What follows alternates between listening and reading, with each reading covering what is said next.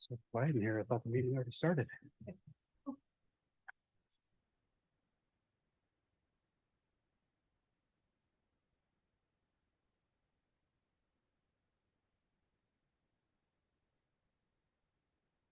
I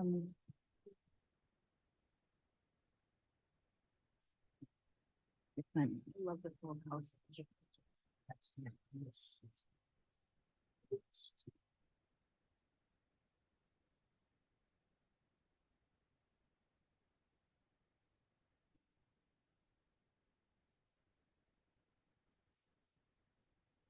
Wow. Or Patron or something. It wasn't.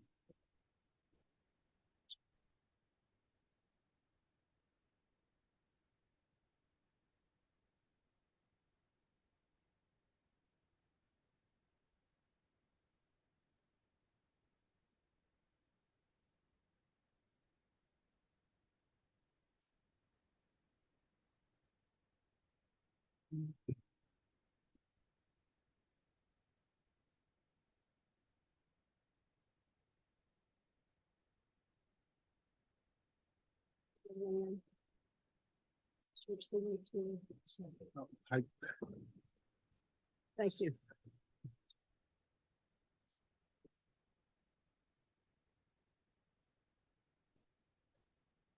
Hey, thank you. Welcome to the Ellensburg City Council meeting of Monday, November 20th, 2023. We are now called to order. Would you please rise for the Pledge of Allegiance led by our local scout troop? I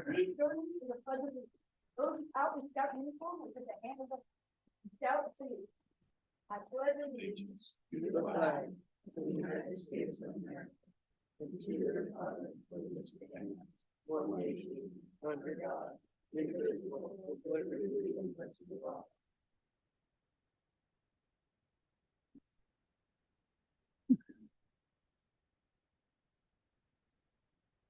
Okay, thank you. Will the clerk please take the roll? O'Shawn. Here. Elliott. Here. Goodlow. Here. Lowquist. Here. David Miller. Here. Monica Miller. Here. Wynn. here. Okay, thank you. We have no proclamations tonight, so under awards and recognitions, we have the Boy Scout Flag Program presentation. And I'd invite you to the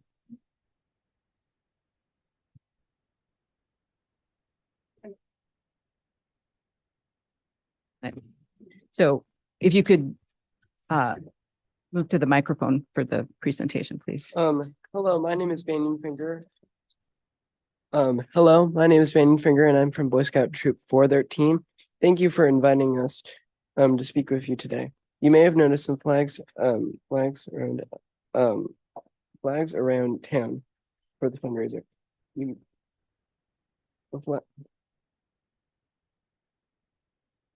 The streets of Ellensburg on a few holidays. These flags are placed by our troop in partnership with the local businesses.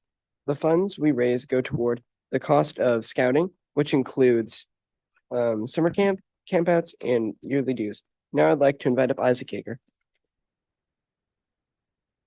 Our Flags Around Town fundraiser was born because of a problem.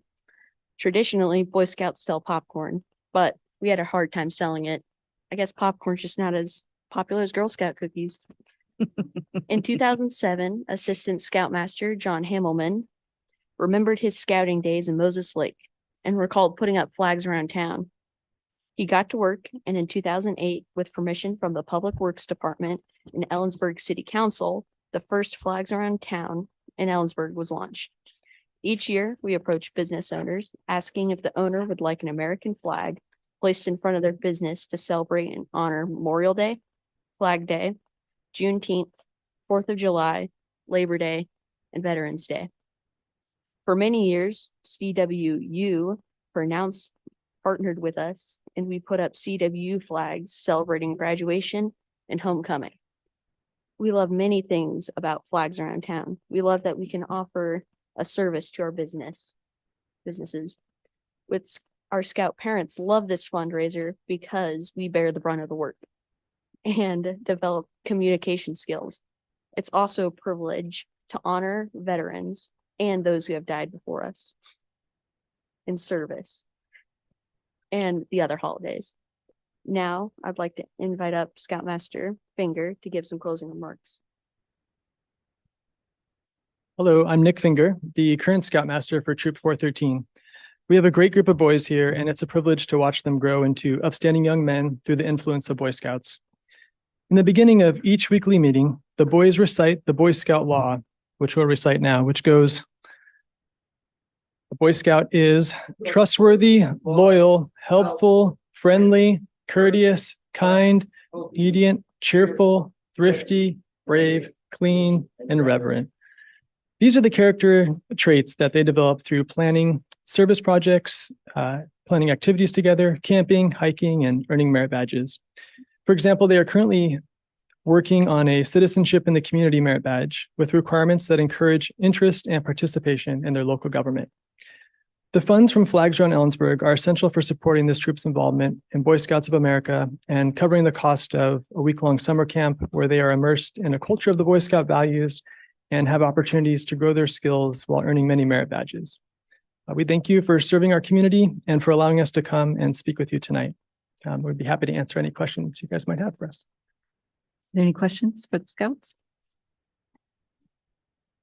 Just thank you for coming and thank you for your service to the community. I do enjoy the flags. Thank you for having us. Thank you. Thank you.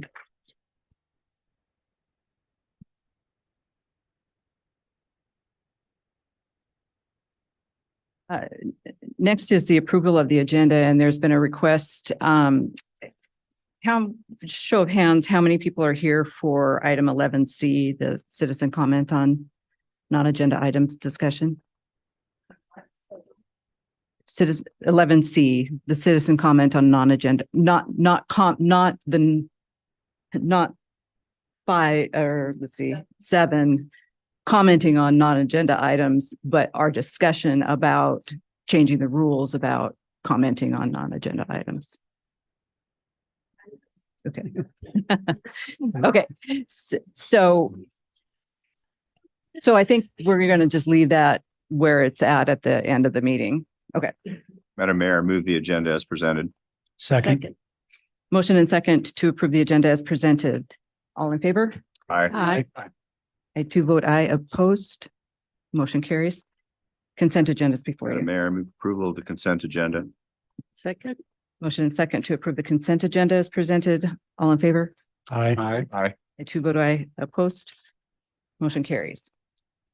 Madam Mayor, sorry, but staff was under the impression that 11C was going to be moved to after the executive session. 13A. Okay. You can move to, S- yeah, you can still move to amend the agenda at this point. Okay. Otherwise, it may be difficult to have that discussion before the executive session. Can we move the executive session before Either way, 11C? Yep. I move to amend the agenda to move executive session 13A to prior to 11C. Second. Motion and second to move 13A to before 11C. Just do we need, should we do 2 executive sessions then? no, Or- I think you can keep the second one at Just- the end. Okay, so A and B, You're just moving Just 11, moving. Just just moving the 13. 13A to before 11C. Okay, That was, and I think that was the motion. yes, that was. Okay. Everyone clear? Motion is to move 13A before 11C. All in favor? Aye. I too vote aye. Opposed? Madam Mayor, Motion carries. I'm sorry, excuse me. Madam Mayor, could I ask, just for the benefit of the audience, to explain what we just did? For those that might be interested in that, just very briefly, why we did just now what we did. Because I'm not sure people understand what Right. that topic is. The item 11C, citizen comment on non-agenda issues discussion is in response to being Zoom bombed last meeting and consideration of whether we want to change any of those rules regarding how we handle public comment on non-agenda issues. We would like to speak with our attorney before that discussion. So we're going to meet in executive session.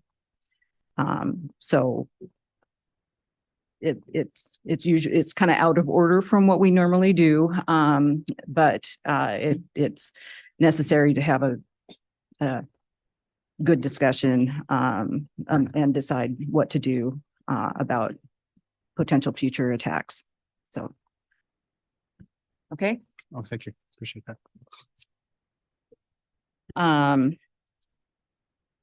So we are at item 7, citizen comment on non-agenda issues. Did you do consent agenda? We did. Okay, thank you. Thank you.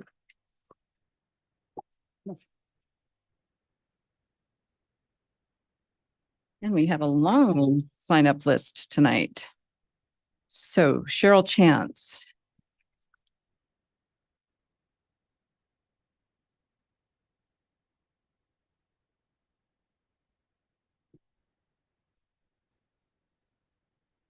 Good evening. My name is Cheryl Chance. Good evening, Madam Mayor, City Council, Terry, Heidi, and Beth.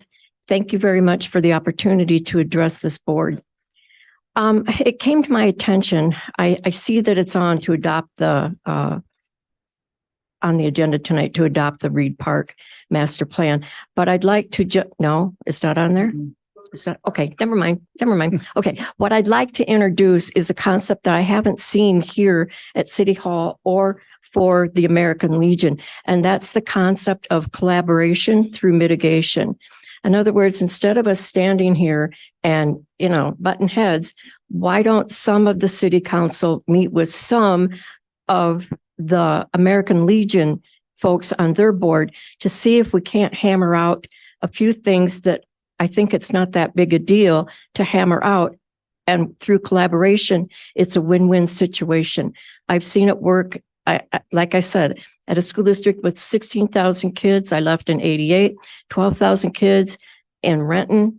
I mean, when we had the board rocking and rolling with them trying to break our superintendent sign contract, collaboration does work, and also mitigation when it comes to construction. So I think that this can be worked out. I think we're just not communicating the way we should be. And also the Parks and Rec meeting was not as productive as I thought it could have been. So that's why I'm suggesting that a few council members, maybe 3, not 4, meet with some of the board members and try to come together in a neutral place and discuss what really the issues are. So thank you. Thank you. Scott Haverlo. Mayor, do you want them to state whether they're in I'm the sorry, city? yes. No, that's fine. Yes, yes. Okay, I should have introduced the citizen comment rules first. So you're limited to 3 minutes, and you cannot. Terry, I didn't get that script that you had. It was left on, should have been on bias there. I don't think I have it. So. It's one specific, yeah.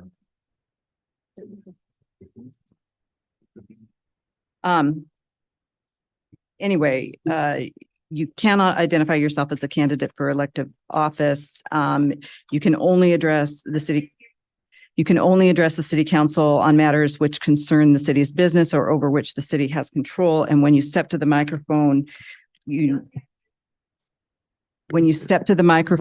need to state your name, whether you live in Ellensburg, the Kittitas County, or elsewhere, and whether you're representing yourself or others, and also the topic you are speaking on. Okay. So, Mr. Haviland.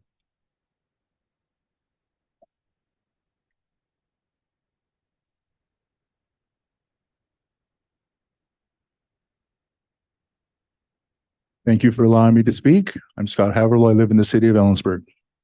And your topic, please. Reed Park, even though that's a non-agenda member item. I didn't read the whole thing. I'm sorry. Yes.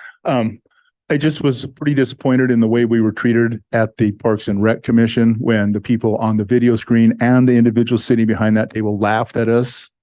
I thought that was very unprofessional, and I got up and left. And I apologize for the outburst that I had, but I can only take being laughed at so long for something that we take so serious. I believe that the city council should address the members of the commission and ask them why we were treated that way. Very unprofessional and deeply saddening to me as a member of this community. I'm tired of coming up here and stating the facts that we're all aware of about the city code and the park. I completely agree with Cheryl that I think we could sit down and handle this a lot better than it has been handled to this point. With everybody involved, the community, the county, the city, the members of this commission, the member of the Parks Commission, City Council, I mean, our board at the American Legion. And I would just hope that we could move forward in a more positive way than each side supposedly attacking the other side about what's happening to a city park on a city street that doesn't meet any codes at this point, except in front of the American Legion. So thank you for your time, and I hope we can settle this in a peaceful manner. Thank you.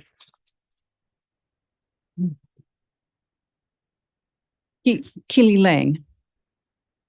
Okay. Okay. Angie Lang.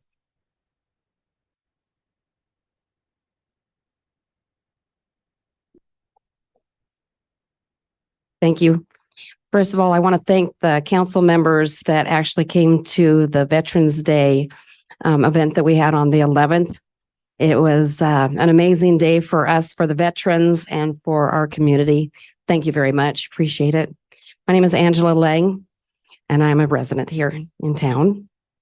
And the topic on you. It's going to be Craigsville. Craigsville. And I agree with Cheryl and Scott and pretty much everybody that's going to be talking today. And peaceful is the way we want to do this. We all agree that we want that. We want a resolution. This going on and on is it's tough on all of us, I think. So hopefully we can, I like mitigating between the parties. So hopefully we'll be able to do that. My question, or I should say, my plea, please listen to the people in this community. They really do not want the massive changes up on the hill. And there are problems with the parking that is suggested for the Legion.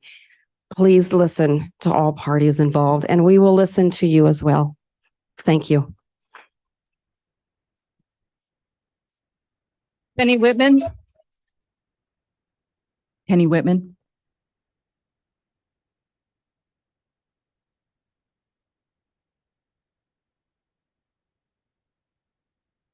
Thank you. My name is Penny Whitman and I live in Ellensburg. I would also second, third, fourth, what everyone is saying. We want to resolve this issue so that it doesn't impact the American Legion to the point of nearly losing, if not all losing, our club, our building, our veterans. We've lost enough veterans as we continue to lose them. And it is sad to think that we have to work this hard to provide this location and to keep our location. We have no idea how long we're going to be affected when you start the substation up there. Is that going to affect our road? Are we going to have access? Are we going to be blocked? Are we going to lose parking spaces? So please look at what is actually happening to our organization. We all love Ellensburg. I was born and raised here, and I came back home. So please, there are changes, and we all accept certain changes, but don't destroy our history. Our uncles, our aunts, our sons, our daughters, who have died for this country and who served many, many years and stayed with it. So please think about our veterans and what this means to our valley. That building on that hill is an icon, and we don't want to see it gone. Thank you for your time. Thank you. Jeff Whitman, speaking on Craig's Hill. Jeff Whitman.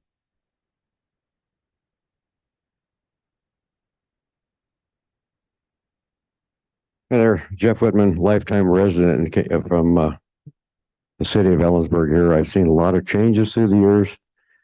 I guess for a lot of us up there from the Legion, we never thought we'd be fighting for something like this at home. Because it is a veterans organization up there. And if you look around this country anymore, there isn't near the support for the vets there used to be, but there darn sure should be. So that hill, I spent enough time up there. That place means a ton to me. I played up there when I was 7 and 8 years old. And that's a lot longer than most of you have been alive. So that place really does mean a whole heck of a lot to a lot of us. We're meeting tomorrow still up there at 2:00. And we're trying to work with you on this fire lane that we're trying to put together. And until that's done, I don't see how you can have any kind of a park passing of something without the fire lane being on that, because that fire lane, if it's changed, could affect the parking the way it's drawn on that last plan. So we're just asking to, I would like to see a finalized plan of something somewhere down the road so we can all understand what's on that piece of paper. Because right now, unless you're an architect or somebody like that, you really can't understand a lot of what's there. Because the correct lines are not on that piece of paper. And I'm, 63 years now out of construction, so I know a little bit about what I'm talking about. Thank you very much.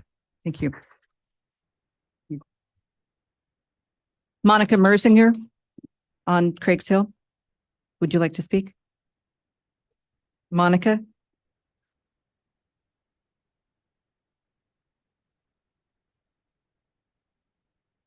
Oh, well, you don't have to. I just, I'll be brief. Monica Mersinger. I live in the city. And Craig Hill's just a pride of place. When we have people visiting us, that's where you take them. You know, you've got the Stewarts and the Big Valley and all our institutions, and it's really glorious. That's where you start. But I've never really considered it a park. To me, it's a viewpoint. And I think maybe if you have a collaboration, you should think of it more as that than as a place for a longer term activity. I just don't see a lot of use when I visit Craig Hill for people taking a long time at that area. You come, you see the viewpoint. If you're a veteran, you get to do a lot more fun things. But I just think that that's how it should be viewed, as a viewpoint and showing off the glory of our community. And I love the Boy Scout flags. They're awesome. Thank you. thank you. Chuck Lang.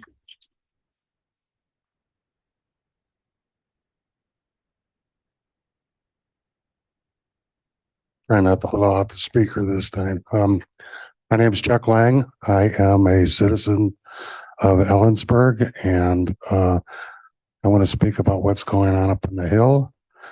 But first of all, I would agree that it would be good that there should be some sort of collaboration, because in many respects, if you look at this, there's a lot of suspicion what's going on. Now, I'm from the other Windy City. I grew up in Chicago. And in Chicago, there's this beautiful park called Wrigley Field. And in the 80s, P.K. Wrigley sold the park to the Chicago Tribune. And the Cubs got a little better. But outside of right field and left field, you have these apartment buildings. And people would go up there and be able to view the games. for pretty much next to nothing. Well, Cubs didn't like that, or at least the Tribune, and so they tried to buy up some of the land there, and people who wouldn't sell, they started putting up borders up there. So eventually a lot of people did sell and the Cubs owned it. Okay. You've got this water project going on up there, and we don't know how long that's going to impact the trucks being able to go around. Even with the fire lane, you know, it seems like another obstacle. You know, I'm just wondering, you know, being from Chicago and understanding some of the things that go on, it's just, what is really going on? You asked if there was what our agenda was. I know you don't like it, but sometimes I gotta wonder what your agenda is. Thanks. John Pickett. John Pickett.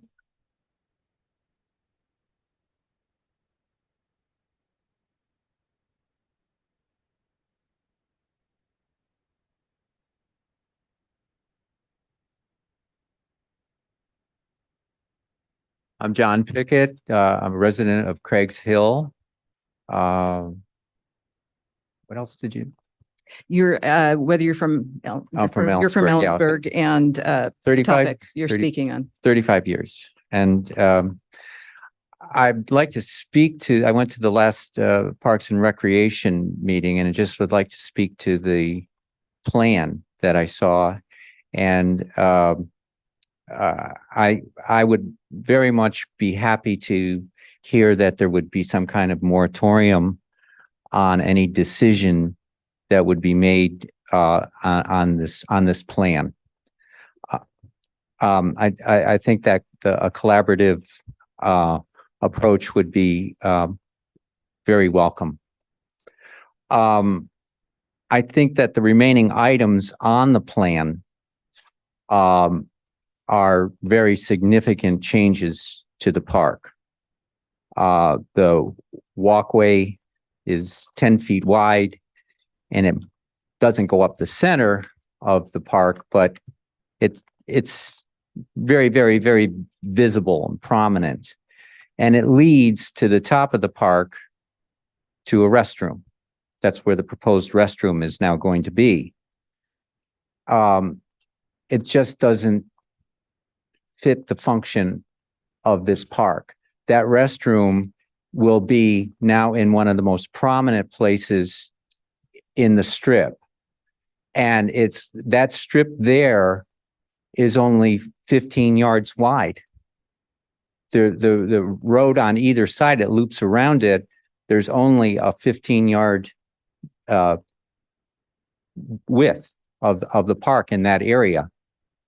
Perhaps move the restroom to across the road. But the other idea is that the crossway is going to have stairs in it. And now, does that also mean that needs to be ADA compliant? If you've got stairs, do you have to add further onto that? That's also a circular walkway, I think, could be instituted where it would be everyone, every resident, and anyone coming in from any direction would be able to immediately access a walkway that went around the perimeter. And that walkway doesn't need John, your 3 minutes are up. Oh, wow. Doesn't need to, I get to 5 seconds. You have 5 seconds. Sorry. Doesn't need to be 10 feet wide. It could be 3 or 4 feet wide and be ADA compliant. So Okay, thank you. Margie Allenbaugh. Margie? And I don't see a topic. Okay. Park. Hi, my name is Margie Allenbaugh, and I am a resident of this county. I also have a business here. My father is 75 years old. He's a veteran. had a stroke last year and he has a difficult time walking. And I think these proposed changes to the hill are going to impact our veterans in a very demeaning way. They're not going to be able to get there as easily. They have disabilities, they're elderly in the general sense. Furthermore, they died for us. Remember our veterans and honor their service.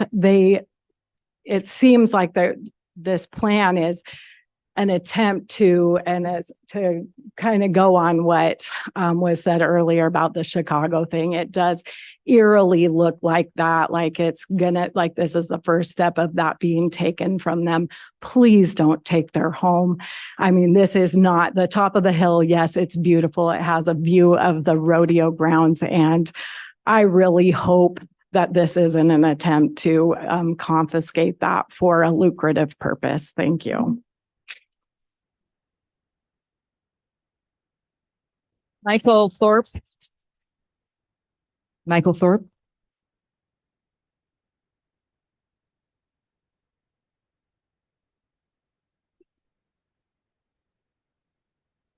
Hello. Michael Thorpe, moved here in 61, delivered newspapers to Craigs Hill for years and years. My first job. I was gone for quite a while. Living overseas, came back, and that was the first place I went. Stood up there for an hour and looked over Ellensburg and was so happy that it hadn't changed, especially the park. It's my all-time favorite park. My dad was a vet too from World War II. Everything about it makes it my favorite park. I saw they put in a restroom, a couple of little changes to the parking, but why change it?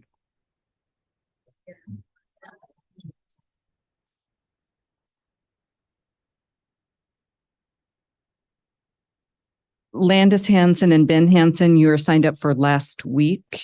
And I'm assuming you mean the Doom bombing. So that is on the agenda. So you'll have to wait to speak to it at that point. Yes. Yes. That later on in the agenda. Is there anyone else who is not signed up who would like to speak on non-agenda items? There is one online.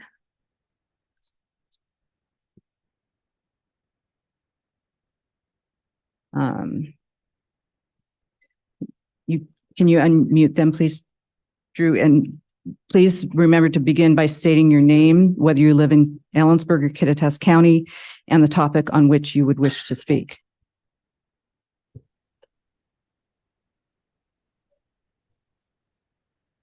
Hi, can you hear me? Yes. Yeah, my name's McKelbert and I live in Ellensburg. And I'm just talking about the Reed Park plan. I'm asking that you guys, like everybody else, pause what's going on, go back to discussing it with the Legion and with other people in the community. There's been pretty much no communication from the Parks and Rec Department or the city of Ellensburg regarding the plan to the community or the surveys. You've mentioned it once on your city Ellensburg Facebook page. The Parks and Recs has mentioned it twice, reaching only 23% of the county population that way. And there's been nothing put in the Daily Record. The Daily Record has not followed up with anything with the meetings or any information from the council. And it just seems like you guys are not really pushing out there the survey or the discussion. And it's like, so another speaker just said, a little questionable what the motive is and what your agenda is if you're not reaching out to people. Even the amount of feedback we got back on surveys was only 2% of our city population. And so I'm just asking you to go back to milestone number 1, community feedback, and really push it out there and just get more than the stakeholders of the Legion and just make it more public and start over at square one. Thank you. Thank you.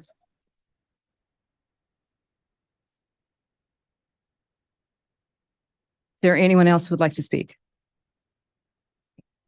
We'll move on to item 9A. This is ordinance 4931, second reading, page 90.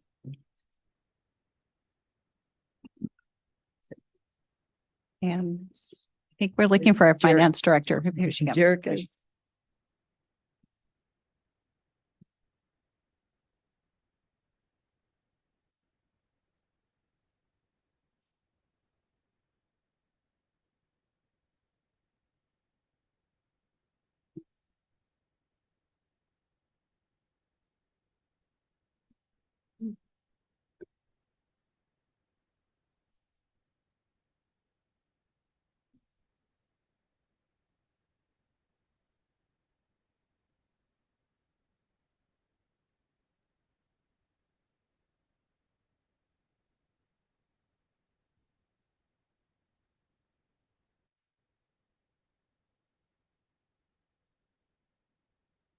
Council, if you haven't noticed, the camera failed on us. And so a little bit later in the meeting, we'll reboot it. So we don't have video. We do have audio online.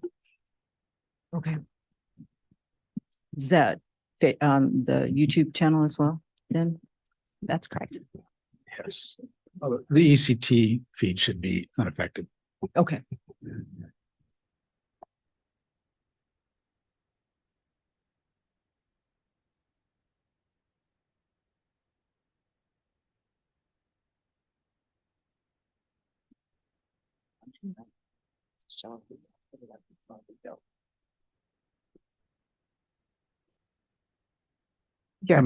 If you want to skip the presentation, we're fine. I was just going to ask how many scouts have your computer merit badge?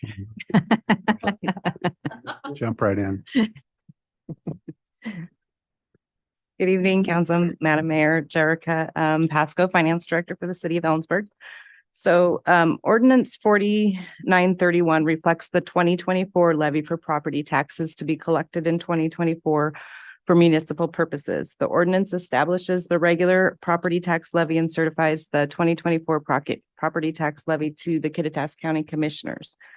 State statute limits the increase in property taxes to the lower of 1% over the prior year levy rate or the implicit price deflator IPD. The IPD or inflation rate used for setting the 2024 property tax was 3.86%. Therefore, the city is limited to a 1% increase over last year's levy amount. Tax revenues fund approximately 60% of the general fund budget, which includes police services, community development, library, parks and recreation, of which the property tax alone accounts for about 15.6%. Because council has limited control over the revenue or funding sources that support general government activities without increases in general fund revenues such as property tax, the city cannot fund the necessary overhead increases without further reducing fund balance. Therefore, in order for delivery of service to remain consistent from year to year, funding of these services must also remain consistent and thus rise with expenses rise. This increase in IPD does not truly reflect the overall rate of inflation that we are seeing here locally. For example, our EMS services are scheduled to increase by 11% or just over $11,000 over the 2023 actual costs. Utility costs for general fund supported buildings are expected to exceed 4% for electric, 5% for water, and 9% for wastewater. Anticipated consumption charge for natural gas are expected to increase 130% over 2023 charges. Labor costs are anticipated to increase, including open negotiations right now with the Teamsters and IBEW agreements, a floor of 22.5% increase for OPEIU employees, and a 3.43% increase in minimum wage were just a few of the anticipated general fund premium increases. Council held a public hearing on the 2024 revenue sources, including property tax, at the October 2nd meeting, as well as a public hearing establishing the 2024 ad valorem property tax, and gave first reading to ordinance 4931 at the November 6th meeting. Property tax collections for the city of Ellensburg are estimated to be approximately $3.6 million. This is an increase of $83,789.86 over the 2023 levy. However, this increase reflects the 1% increase of just $35,129.88. The rest of the increases is a $47,881 is attributed to new construction and $778.67 for annexations. Adoption of the ordinance with a 1% increase will increase the property tax revenue by $35,129.88. So like I spoke about at the last meeting, a 1% increase on a house valued at appraised at around $400,000 would be a $5 a year increase for a property taxpayer. Staff recommends council give second reading and adoption of ordinance 4931, establishing the ad valorem property tax levy for 2024. Thank you. Is there anyone from the public who'd like to speak to the property tax issue? Are there any questions from the council first? Is there a motion? Madam Mayor, move second reading and adoption of ordinance 4931. Second. Motion and second for second reading and adoption of ordinance 4931, establishing an ad valorem property tax levy for 2024. Is there any discussion? Roll call, please. Beauchamp, Yes. Elliott, Yes. Goodlow, Yes. David Miller, Aye. Monica Miller, Yes. Wynn, No. Lilquist. Yes.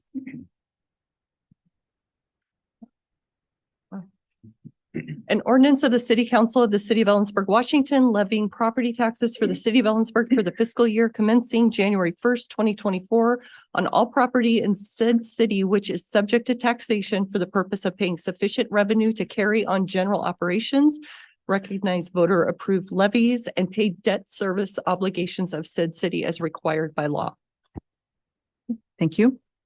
Item 9B is ordinance 4932, second reading, and this is providing for republication of the Ellensburg City Code. Thank you, Madam Mayor, Council, Terry Weiner, City Attorney. Ordinance 4932 would change the company that currently publishes our city code, which is a company called, ironically enough, Code Publishing, to MuniCode. MuniCode is a part of the software family of Civic Plus, which is our website publisher. They also have Civic Clerk, which is our agenda agenda software. So they'd all be brought under this same umbrella with the adoption of this code. The website links will change, and we're going to start advising the public about that next week. And then the turnover will be either next Friday or the following Monday, the 4th, depending on how soon we can get that accomplished. It will look different, but it will be more efficient. It will also allow the public to access directly ordinances that are tied to the code sections. There'll be hyperlinks, so it'll be much more user-friendly. It'll also provide greater searchability within the code itself. And so we think it'll be an improvement. It'll take everyone a little bit of getting used to, including staff, but in the long run, I think everybody will appreciate the change. So with that, staff is recommending second reading and adoption of ordinance 4932, and here to answer any questions you may have. Okay, thank you. Is there anyone from the public who'd like to speak to this issue? Seeing no one, do you have any questions, council? Their motion. Madam Mayor, move second reading and adoption of ordinance 4932. Second. Motion and second to conduct second reading and adoption of ordinance 4932, amending city code to provide for republication of the Ellensburg City Code by MuniCode. Roll call, please. Bochan, Yes. Elliott, Yes. Goodlow, Yes. David Miller, Aye. Monica Miller, Yes. Wynn, Yes. Lowquist. Yes. An ordinance of the City Council of the City of Ellensburg, Washington relating to Chapter 1.01 Code Adoption and amending Sections 1.01.10 of the Ellensburg City Code. Thank you. Item 9C is ordinance 4933. This is a utility billing policies and procedures.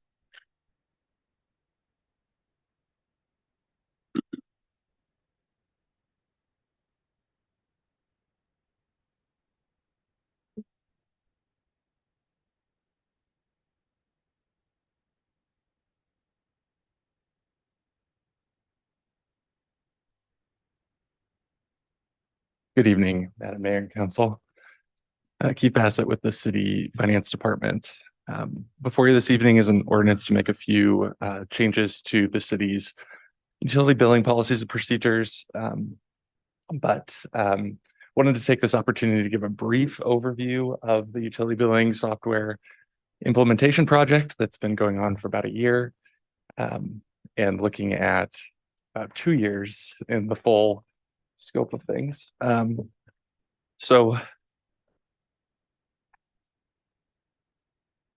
The city's utility billing system supports the provision of services to all approximate 11,000 customers across the 6 municipal utilities. And as an integral part of the physical provision of services to customers, the city is responsible for timely and accurately reading meters, timely and accurately billing customers, and then receiving in payment of utility bills. And so the project is needed to provide flexibility for the organization, adapt to changing state policy, to meet expectations of how technology should function from both customers and employees, and be adaptable for meeting integrations with other software as things get more technologically advanced. One of the challenges for the city is the complexity of our offerings with 6 utilities, meeting the need to keep track of all of that service, bill customers, and accurately account for that is sort of a challenge. So when we're looking at the future technology needs of the organization and fitting in, integrating with these other pieces of software, making sure that we're able to accurately keep track of all this customer data and bill customers and receipt back in that revenue is important, critically important to the city. So the project has been going on for about 2 years, including the evaluation, solicitation of vendors, began implementation about a year ago with the council approval of the contract with Origin Software as the implementation vendor and software provider. And I had the privilege of working with many of our employees with the city to get the project to where we are now, which is mere weeks away from the scheduled go live. And so just wanted to publicly recognize Lynn, Jerica, Jim, and Ben, Nicole, fellow employees as the core team on this project, our contracted project support, Dan and Cherish, guidance from the executive steering committee, Heidi and Terry, Ryan, Jerica and Jim, and to the really a fabulous team of folks working to get this from a set of requirements through to something that collects meter reads and bills customers and receipts and revenue.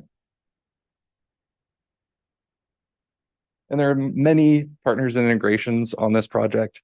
It's not only the core utility data, it's how other people use it, how customers make their payments, how customers know how much they have to pay, the banking system to pull in payments that customers are trying to make into the utility billing system, sending out service orders to crews in the field to start and stop service, investigate high bill complaints, and resolve customer service needs out of the office. Integration with the city's geographic information system, ArcGIS, really allows access that has been long sought after, but difficult to achieve as part of this project.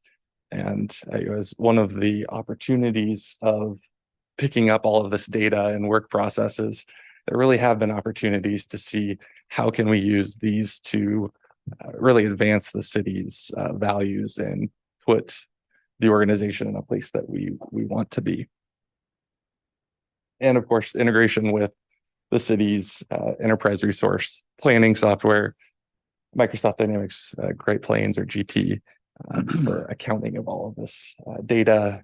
And when customers separate from service, making sure we can send them a refund check if they're due a refund. So not the focus of what I wanted to mention today, but there was a bunch of work that happened over about a year to get to the point of recommending award of a contract with lots of different individuals from across the city thinking about our operations and what sort of software would support those. To date, there's been a heavy lift of understanding our current data, extracting the data from the current system, and providing that to the vendor, discovering how our organization performs utility billing functions, and understanding how we can align that with the processes and procedures that really suit meeting our customer and organizational needs. Architecture and configuration, how this fits together with the different integrations, communicating with our customers, communicating with our employees, users of the software, learning how to use the system, and planning on how this will all fit together. So recently, within the last few months, you've probably seen something about this new utility billing system on city Facebook or in the city newsletter. If you've received a bill in the last few weeks and opened your bill, you might have seen a flyer discussing the upcoming changes. And in addition to that communication with our customers, with our community, it's been similar communications internally, talking about what this software is going to mean for our everyday workload and for the processes that we do to support our customers. And just this last weekend, just hours ago, we conducted a mock go live in preparation for the real go live of the software, round the clock operation, working with the project implementation team to go through the process, experience what that would be, identify any issues that would come up. And so the next few weeks we'll be looking at that, evaluating how we did and seeing if we need to make any adjustments for go live. So the next couple of weeks, we're looking at implementing any process changes, finalizing our testing, integrations, parallel billing, running utility billing processes in both systems to ensure that we're creating balancing between what we currently have and where we will be. Continuing to talk about this change with our customers and employees, in addition to the communications that have already gone out. There'll be additional communications as we get closer to the actual transition to help people find where they need to be to log into the utility billing system and make a payment, see their bill. So for go live, just sort of getting it out there so everybody knows about it. We are starting deployment of the systems on, or planning to start the deployment of the systems on December 6th with limited functionality and limited payment options beginning on Thursday, December 7th. That will continue until we're live on the new system.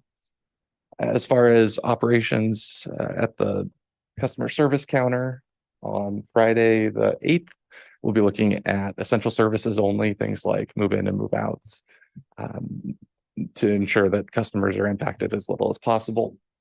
Closed over the weekend, closed on Monday to perform final reconciliation and go live activities. And Tuesday, December 12th, we're scheduled to be back open on our new systems and processes. And after go live, that's really where the fun starts, where we get to gel in our new systems and procedures, continue to make adjustments as things come up, continue communicating with customers, ensuring that everybody is aware of the change, understands how to log into the new system, how to find their customer account, and where staff will be focusing on helping customers make that transition. One of the proposals in the ordinance tonight would allow the finance director to pause deeming accounts delinquent, which would mean that instead of sending out a late notice, we'd be sending out a notice to help customers get connected with the new ways to pay their utility bill, and if they need help making those connections. And this whole project is really just working towards those anticipated outcomes. So many customers check the box on our online portal to go paperless for their utility billing, and are at least a little bit dismayed when they keep receiving paperless bills. So as part of this transition, checking that paperless billing box will mean that customer will not have to receive a paper bill in the mail. So I think there will be some people who are pretty excited having one less thing to recycle. And updated online services. Yeah, I think currently customers are used to interacting with their utility account through the website, and they'll still be able to do that through the online portal, and anticipate being able to interact with their utility account in greater ways, understand their utility usage in ways that they haven't been able to do before, and potentially address questions themselves that now they're unable to find that answer in their online account. And many of the outcomes won't be visible. The increased connections and flexibility to adapt to other computer systems that the city uses or will use. Separation from the database that houses our core financial system, the ERP, being able to integrate with future software, streamlining workflows, and looking at the future for all of our 6 utilities, and being able to adapt to what we need to do in the future. And some of the achievements we've tried to find along the way, focusing on communication and engagement to not just make this change and expect people to find it. We focused on using resources and bringing employees along with us to understand the impact not only on their own workload, but the impact on customers and other employees' workload. We brought in lien specialists from the state auditor's office to work with employee teams on some of our processes related to our non-utility revenue collection. And then institutional learning, hoping that we can learn from this project, knowing that change is the only constant, and there'll probably be software projects coming down the pike, including an ERP replacement that's in the 2024 budget. So specific to Ordinance 4933, allows the finance director to temporarily pause deeming accounts as delinquent. It would be adjusting the required deposit to initiate service to the average monthly bill per utility for water, wastewater, electric, and natural gas, which will align with estimated usage. And if we don't have that, it'll revert to our current customer utility deposit. update sewer rate codes from S dash to WW dash, and updates severance procedures to reflect the new requirements adopted in the last legislative session related to disconnection or reconnection in extreme heat or cold. So this is a project that's still in flight. Again, we're scheduled for a cutover weekend in early December. And so there will be more that you will see. So city e-newsletter, city Facebook, read your utility bill and utility bill inserts, or follow the city wherever you use your social media. There will be, I think a number of council members have expressed willingness to help test some of our customer facing portal. And I think the instructions for that will be going out in the next week or two. And again, while I'm up here, just a major shout out to everybody involved in this project that has been going above and beyond to meet the needs of getting this software implemented in a way that is what the city needs and what is good for the customers. Thanks to the leadership, our executive steering committee, for being with us on this journey. IT staff, even those not assigned to the project, have been involved in really big ways, helping this project be successful and lead to where we are now. Facility staff, keeping the heat on and lights on if there are long nights, and the home teams of employees who have been assigned to the project to keep work flowing during this really, really busy time. So staff recommendation would be first reading of ordinance 4933. Thank you. Thank you. Is there anyone from the public who'd like to speak to the utility billing issue?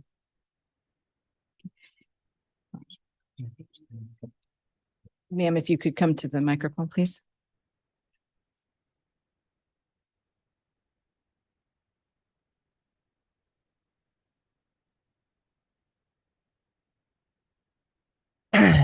My name is Birgit Mitchell, and I've lived in Ellensburg for about 20 years. So for those of us who really hate computers, is there going to still be an option where we can come in and pay our bill? That's my question. You address them to the council. you guys, and we will, okay. ask the staff. Okay, that's my question, because I really hate computers and I really like to be able to interact with the public. Okay. Keith. Yes, Madam Mayor and Council. Yes, the adoption of this new software system will not inhibit customers' ability to pay at the counter here in City Hall. Yeah. Yes. We're looking to expand on what we offer, and so that's definitely going to stay. Okay. You can still come in and talk to a person. Yes. Okay. Is there anyone else who has a question or comment? Council, do you have any questions? Motions? Madam Mayor, move first reading of ordinance 4933. Second. This is 4934, is it not 33? Says 33 on our agenda. You're okay. On page 98, it's 434. So, so motion and second to conduct first reading of ordinance 4933 utility billing policies and procedures. Is there any discussion? All in favor? Aye. Aye. And to vote aye, opposed? Motion carries. An ordinance of the City Council of the City of Ellensburg, Washington, relating to Chapter 2.12 Collection of Accounts, Utilities, and amending sections 2.12.20, 2.12.25, 2.14.40, and 9.91.300 of the Ellensburg City Code. Thank you. We are at page 107, item 9D. This is a resolution to approve the fiscal year 2023 bad debt write-off. Good evening again, Jerica Pasco, Finance Director. The proposed resolution before you authorizes the write-off of uncollectible utility accounts, parking citations, and library accounts for fiscal year 2023. Annually, the council considers write-off accounts deemed uncollectible. The city contracts with merchants credit associations for our collection services. MCA has determined that the accounts included, except for the library, are uncollectible due to the statute of limitations or bankruptcy. The library uses Unique as their collection agency. The library considers accounts with outstanding amounts under $100 uncollectible for patrons who have not been responsive to Unique's collection attempts and have not used their library card in the past 2 years. Currently, there are no write-off amounts for library accounts with balances over $100. The write-offs include utility accounts with a balance of $51,840.56. These are utility accounts from 2014 to 2017 that MCA has deemed uncollectible. Parking citations totaling $5,360 and library accounts under $100 totaling $3,853.28.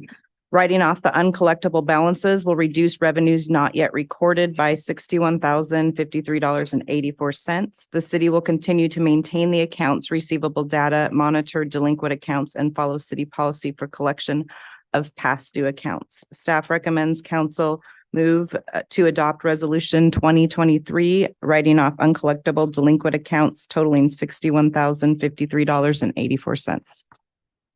Thank you. Is there anyone from the public who'd like to speak to us about bad debt? Okay, questions from the council? Motions? Madam Mayor, I move resolution 2023-30. Second. Motion and second to adopt resolution 2023-30, writing off uncollectible delinquent accounts totaling $61,053.84. Is there any discussion? All in favor? Aye. I too vote aye. Opposed? Motion carries. Thank you. Item 10A, the First and Pine Affordable Housing Development Guidance. Page 110.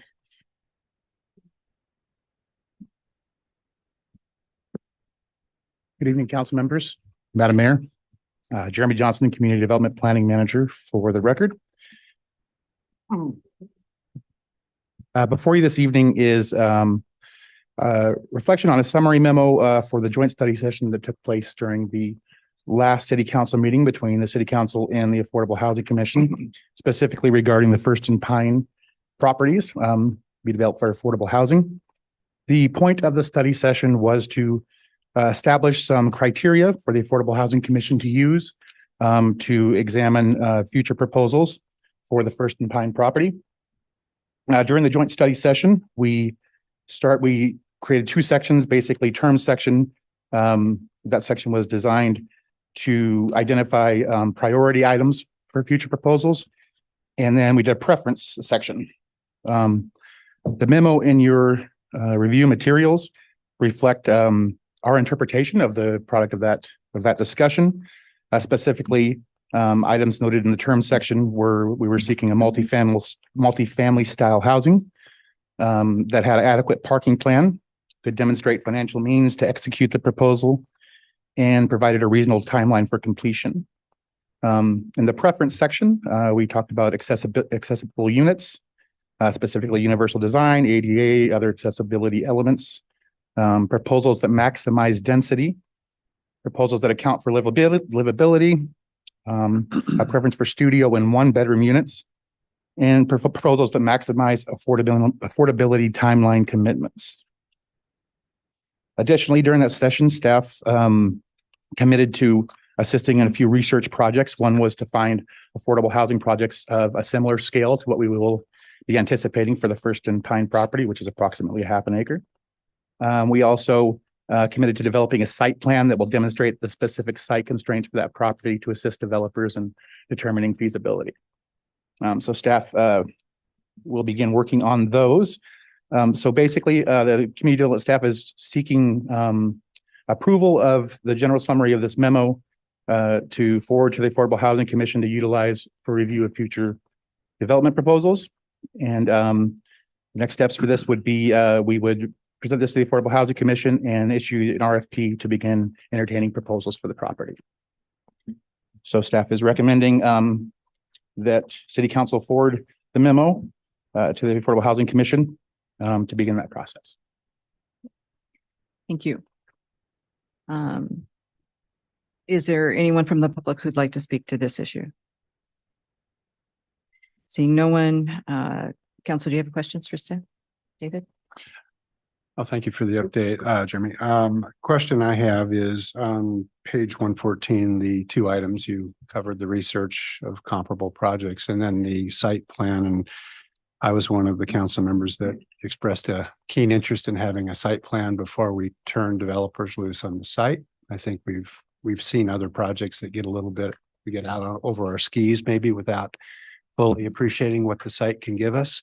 My question is, where in the recommendations and next steps does the site plan fit? Do we have that prepared before we do the RFP, which would be my preference? Or I don't see it listed under the bullet. Sure. I think that would make sense. That's certainly out of the two items that the staff have committed to, that's certainly a priority item. I would like to have that prepped prior to issuing an RFP. I think that just provides the guidance needed by developers to determine if a project will work for them. So yeah, that would be an immediate type of project that I've already began looking into, but I have to create the site plan itself to provide. Okay. Yeah, I just didn't want us to lose sight of that detail. Sure. Because I think it could dramatically affect how people respond to the RFP. I would agree. Yes. So, thank you. Nancy? Yes, I have a question or clarification on the conversation we had with the commission. There seemed to be a little bit of discrepancy between the studio and one bedroom units in terms of how many or which one would be more desirable or how you're going to mix those up. I just wanted to say I would like to see as many one bedroom units as we can make and maximize the density. Sure. Yeah, I think that's I think the idea was to, leave it open-ended enough to allow for different kinds of proposals, but I can certainly forward that information to the Affordable Housing Commission, let them know. Thank you. Anyone else? Is there a motion?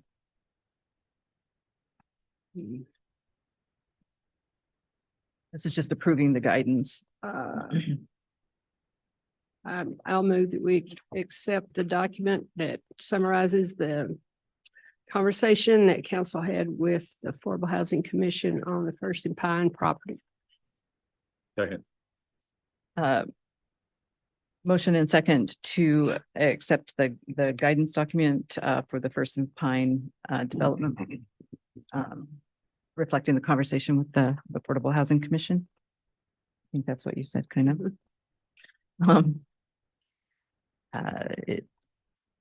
Is there any discussion?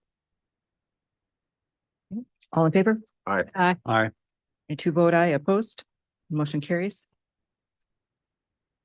Thank you. Thank you. Item 11A is the Rotary Park Master Plan.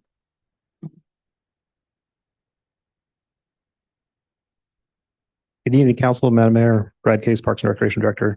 Before you this evening is an updated Rotary Park Master Plan for your consideration. The need for the plan update mainly stems from the desire to construct a large indoor recreation facility, the Field House, which is an estimated 100 to 150,000 square feet out at Rotary Park. The primary purpose for that building is to replace the Racquet Center that burned down almost a year ago or over a year ago, and provide some much needed indoor recreation space for our community. The proposed park plan was developed by Bruce Dees and Associates. They are the same firm that developed the original park plan back in 2002. And then back in 2013, when we updated the park plan, when we added an additional 30 acres to the original park, which was 72 acres. And so at that point, we sold some property off to an adjoining property owner and expanded the park footprint. So we updated the park plan. So since 2013, we have not done any type of update to the park plan. So the planning process for the update included 2 stakeholder meetings, which consisted of organizations who currently use Rotary Park for their programs, as well as identifying some other groups in the community that may wish to use Rotary Park in the future. The programs that were represented in the stakeholder meetings included the Youth Baseball and Softball Association, our Youth Soccer Association, School District Athletics. As many of you know, the school district is a big user of the park facility for their programs. The disc golf community, the Riding Railroad, which is a group that's come before council on more than one occasion to advocate and talk to their about their desire to place a riding railroad out at Rotary Park. The running club, running community was represented, youth rugby, and pickleball. We did send invites to some additional user groups who declined to participate, stating that they do not have any additional needs out at Rotary Park. We also did a community online survey, asking the community for feedback on what people currently like about the park, amenities they enjoy, amenities that they would change, what the future needs are and what they would like to see. We also asked them to provide specific input on park plans. We had 3 plans originally. There wasn't a lot of variation between the plans. There were a few minor changes between them, but we got some good feedback. We had 470 responses to that. Most of those responses reflected the need for additional parking. That was a constant communication back to us was, the lack of parking that's out there. And right now we have about 375 stalls that are available to people.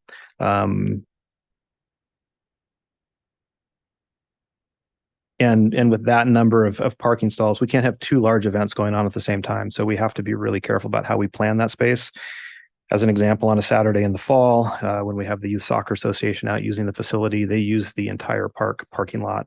And if we had another event that wanted to come in, such as a baseball tournament or a softball tournament, while we have this field space to accommodate them, we do not have the parking to accommodate them. Other things that were mentioned were the need for additional restrooms throughout the park, field lights, more field lights than what we currently have, a large splash pad, additional walking paths, and more children's playground areas. We did receive some feedback from the neighbors who live in West Ellensburg, who had concerns over the location of the existing dog park and would prefer that it be relocated to the southern edge of the park away from the residences. We decided to keep the park, the off-leash area where it's at, and we made some changes around the park that hopefully mitigate some of those issues with noise, such as planting a large tree grove in between the park and where the neighborhood is located. We also sent surveys and information, and where we sent mailers out about the planning process to all of the properties in West Ellensburg to make sure that we heard back from them. So the proposed plan includes field lights on all of the fields, with the exception of the large soccer area, field turf infields on baseball and softball fields, also a large turf soccer field. And when I say turf, I'm talking about the artificial turf, the synthetic turf. The field house facility, over 1,100 new parking stalls in the southeast corner of the park, a riding railroad, a splash pad, additional picnic shelters and playground areas, soft surface perimeter trails, a disc golf area, 6 new restrooms throughout the park, 8 new pickleball courts over in Old West Ellensburg Park, which is adjacent to Rotary Park. We added 3 new youth baseball and softball fields and a new access road into the park, or a new access road into the park is being planned off of Anderson Road. That's one of the things that we really want to be mindful of, is trying not to bring additional traffic into the West Ellensburg neighborhood and having a negative impact on that neighborhood. Back at their November 8th, 2023 meeting, the Parks and Rec Commission unanimously passed a motion recommending the plan to council for approval, with the condition that additional analysis should be performed measuring the environmental and health impacts of the turf fields and the baseball and softball infields. And so with that, the motion, the suggested action before you tonight is to move to adopt the proposed Rotary Park master plan. And so I'm going to try to pull up. Drew, can you help me?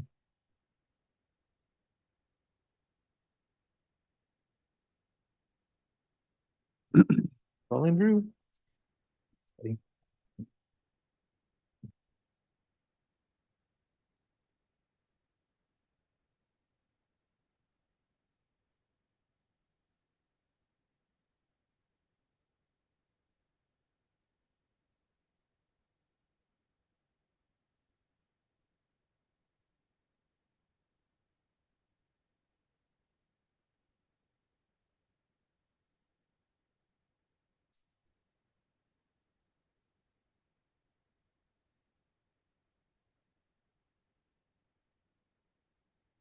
Okay, so I'm going to kind of work my way from the current entrance and kind of go counterclockwise around the park and key on some of the major components. And so we still have the entrance off of Fifth Avenue right here. We tried to soften the entrance with doing some landscaping around the entrance to kind of frame the park a little bit better, and let people, you know, have a little more visually aesthetically pleasing entrance into the park. This area down here along the side of the West Ellensburg neighborhood, this is that tree grove that I was talking about. And so we would be planting trees in this area. Right now it's an undeveloped area. And so the idea there is it kind of blocks some of that noise that's coming from the dog park. We really think it's important to keep the dog park kind of in this area because it's accessible year round. If we put it in the south west corner of the park, which kind of is down below these soccer field area here, our concern is people aren't going to walk out there and use it.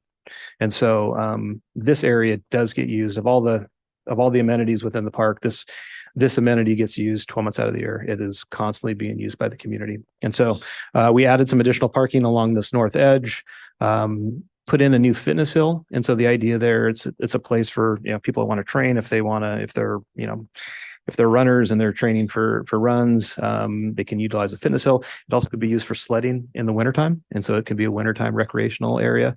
We do have some BPA lines that run through the park here, which put some limitations in terms of what can be designed in certain areas of the park. And so we wanted to be mindful of that, but we also wanted to kind of find an area that we could, you know, a spot that we could use for recreational purposes there, or an activity that we could use there for recreational purposes. So there is a soft surface trail that goes around the perimeter of the park that's shown in red.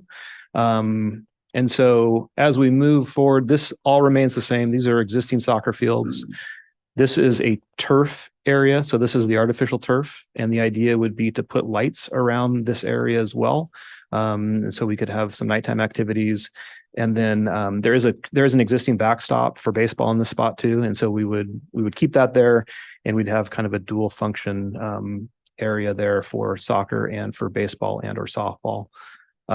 These two softball fields. So the fields that aren't kind of highlighted in the brighter color, these are all existing fields. And so all of the soccer field area here, fields 1 and 2, fields 5 through 8, 9 and 10, those are all existing facilities.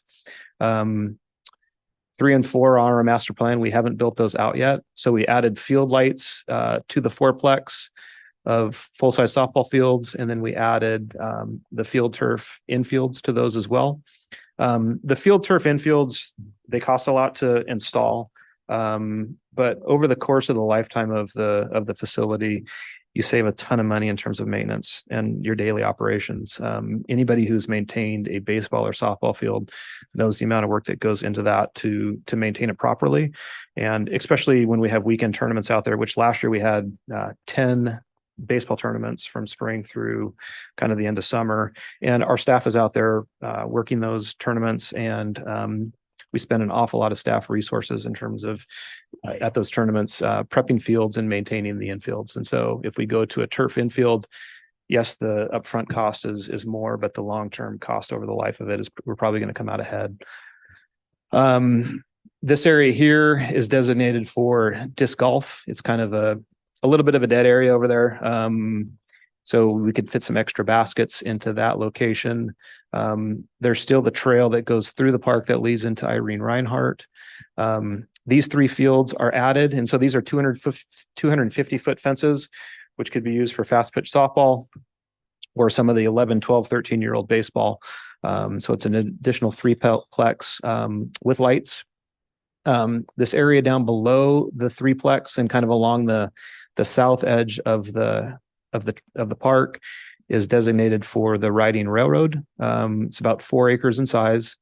It's 7.5 gauge railroad track, and they have some 1/8 scale historical buildings related to the railroad through Kittitas County, slated for that spot. The idea there is it's a nonprofit group that would maintain and construct those improvements, and then have the railroad available for people to use on the weekends. And the idea that would be free of charge, kind of a donation basis, but something that, you know, draws a different type of activity out to the park, provides some activities for kids and families to do. we put in, because there was some space, we put in some sand volleyball courts. We have one sand volleyball court out at Irene Reinhardt Park that gets a lot of use. And there's been the desire expressed to have some additional sand volleyball courts in our community. A new play area is slated for this location, along with a splash pad. And so, having the experience, that I've had out at the park is a lot of the siblings will be playing baseball or softball. Younger siblings or older siblings are out of the park looking for things to do. And so having a play area close to the park, parents feel like it's close enough where they can kind of let them go free range for a little bit. But it keeps those other kids kind of busy and having fun while a sibling may be playing baseball or playing soccer. Here's the additional parking around the perimeter of the field house, as well as being able to serve some of these baseball and softball fields as well. So not only does it serve the field house function, but it also allows us that opportunity to be able to schedule kind of dueling activities out at the park at the same time and being able to accommodate all that traffic. So field house structure is there. We added, some grasscrete area, which is basically a grass surface that you can drive on, with the idea if, farmers market ever wanted to be out there, if we wanted to have, different activities that could take place out there that you needed to park and have kind of your event on the grass, you could accommodate it there. The idea is to have some type of food truck area for food trucks to come up and set up. Right now, when people come out to the park for a tournament, especially, they park their cars and they never leave because they're afraid that they're not going to find another parking stall when they come back, or it's just too far for people to go grab a bite to eat, especially if they have a game scheduled kind of in the near future. And so being able to bring some food trucks out to the park and be able to serve people while they're out there is something that we would like to look at doing. All of these kind of maroon hexagon shapes, these are all additional picnic shelters. And then your additional parking here. We do not have a connector road through the park. There's about 60 feet behind this baseball backstop, and where we have a swale for Dollar Way, actually. And so we have some stormwater infrastructure there. We also have the BPA lines. The concern was if we bring a road through that area, the safety of having a baseball field located so close in proximity to that roadway, as well as, we would really like to be able to, I think people are creatures of habit. And if people know that there's parking out in this area, we're trying to keep people from driving in through Fifth Avenue as much as possible. We know it's going to happen, but we don't want to have that negative impact on the surrounding neighborhood. And so we felt like it was important to kind of separate those two parking areas. There's pros and cons to doing it both ways. And so we realize that and understand it. But we feel like this is the safest and best option moving forward. There's your 8 pickleball courts over in the West Ellensburg neighborhood. So that is kind of what we're looking at from a park plan perspective. The roadway into the park off of Anderson Road, this is a site plan for the Winco project that's slated to take place directly south of the park. And so the area highlighted in yellow kind of shows the road alignment that would go off of Anderson Road, which is right here. It would kind of skate the edge of Winco and then feed into the park, and it would feed into the park right here at this location right there. So we're still in conversations with Winco about how that all plays out and who pays for it. But I think there's some mutual benefit between Winco and the city of Ellensburg to make that happen. They need a secondary access out of their property. And we also need a secondary access for the field house project. And so it serves as a benefit for both of those projects. And this kind of gives you just a better kind of visual representation of what it would look like on the ground. So kind of following this alignment, we're still kind of early on in the process with Winco, but there's definitely an identified benefit between the two projects to put something in like that. So, so with that, I'd be happy to answer any questions that the council has. Thank you. Is there anyone from the public who'd like to speak to the Rotary Park? Paula?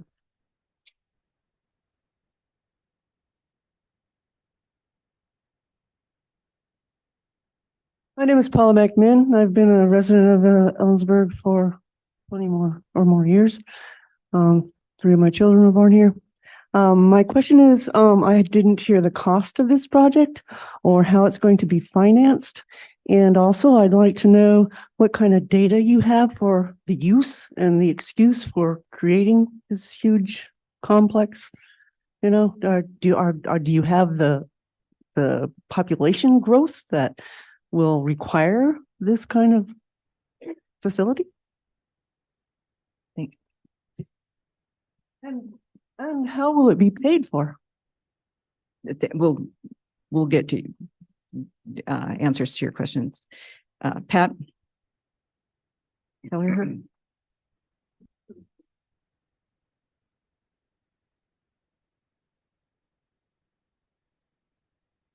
Thank you, Madam Mayor. Pat Kelleher, 6530 Wilson Creek Road. I submitted some written comments for this, and then this is some additional comments. I'm speaking in opposition to the field house being included in the Rotary Park Plan Master Update. The community of Ellensburg cannot afford this $15 million recreational want. To relate to a family budget, a mortgage on the field house would cost $110,000 monthly, plus your additional daily operating expenses yet to be determined. Recreational features currently needed in Ellensburg are not being funded. Children's swing sets are currently needed in all our parks. Only Kiwanis Park and Mountain View Park have children's swing sets.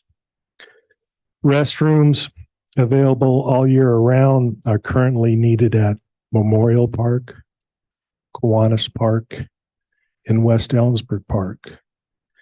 Any type of restroom is currently needed at Unity Park, Reed Park, and Kleinberg Park. Required ADA parking is currently needed at Irene Reinhardt, Paul Rogers Park, Reed Park, Whipple Park, and Kleinberg Park. It seems lavish to propose to fund a recreational want of a field house, which will only be used by those that can afford the daily admission fee, when current recreational needs are not being met. Fund our current recreational needs first. Thank you.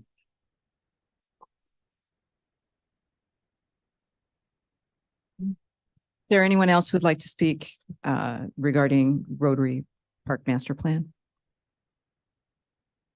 Okay.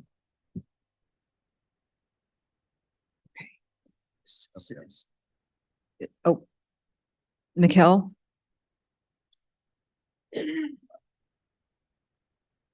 Please state your name and whether you. Mikkel Burt. I live in Ellensburg. Thank you. Just to go off of what Pat just said, as a user of all of the park facilities with my child, the community, there's constant feedback that we would like to have year-round restrooms available.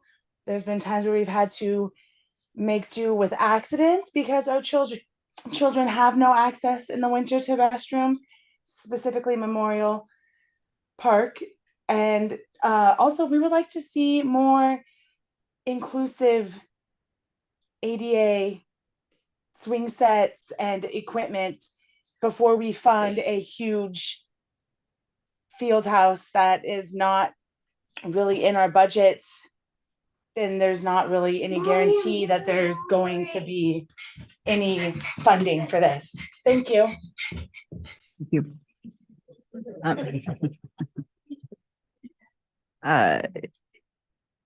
Brad, would you like to answer the questions regarding cost and need and why we're amending the plan at this time?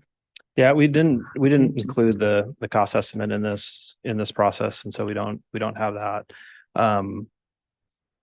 You know, the what's triggering, like I said earlier, it's a 20-year plan. And so, I mean, typically these plans are 20-year kind of planning horizons. And so, you know, while we may not have the population right now to support every single amenity that's out there, I think, you know, we know that right now there is a demand for certain amenities in that park, and anybody who's been out there and seen the park understands that we need additional parking, and we have the capacity. We have groups that want to use the facility year round.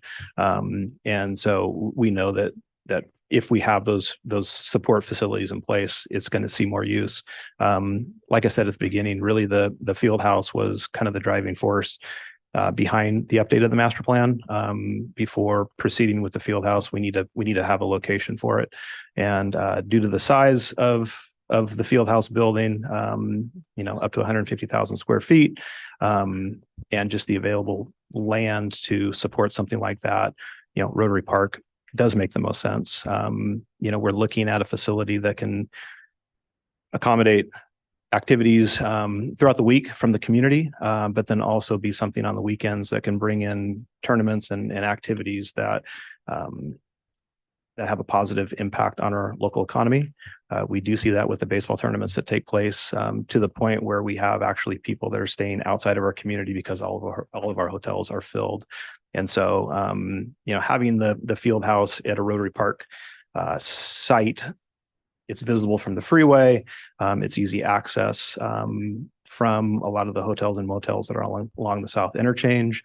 But, you know, we really see, we see this community, you know, the community is constantly saying we need more recreation. We need more indoor recreation space. We do have other needs within our park system for sure.